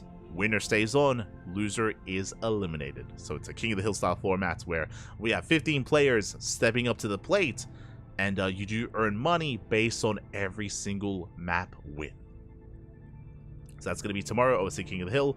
The day after that is going to be KSL. We have the Korean StarCraft League on Saturday. We have MSO on Saturday. We have Sparkling Tuna Cup, the ESL Open Cups as well, and of course our regular events over the course of the end of August. There we go. September is looking a little bit more bare bones. A lot of events are closing up coming into September. WTL ends at the end of August. ESL Open Cups are coming to a close as well, so we're kind of wrapping up a lot of these tournaments. So our schedule is a little bit more open. I did promise the Pondcast last week. We didn't quite get there, but I do want to bring it back. So we might have a bit of a StarCraft 2 talk show. We might just schedule that throughout the week, and other events are planned as well. So we're going to try to fill in the gap that we're being left with. Without World Team League, without Kung Fu Cup, without ESL Open Cups, there's our schedule is a lot more free, and we'll try to find something to bring to you. I'm used to casting StarCraft 2 on a daily basis, and coming into September, it's looking a little bit leaner, but we'll find a way to bring it back. Find a way. Find a way. Clearly, it's time to play Brood War. Cab.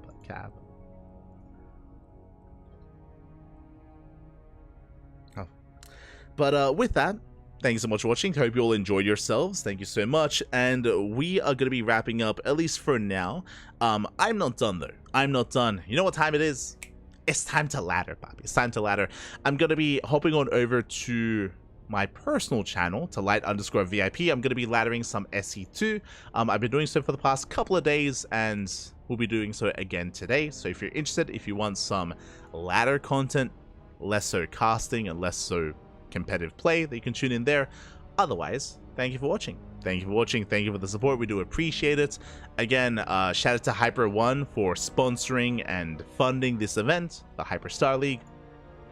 And again, look forward to some more SE Evo events in the near future.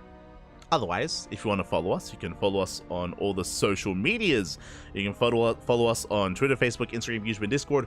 All things CranKy Ducklings. It's all there. It's all out there on our social media. Depending on what you prefer, you will get notified when we go live. You can also support us on Patreon if you wish. You can also follow us on YouTube, as we are live also on YouTube at the same time.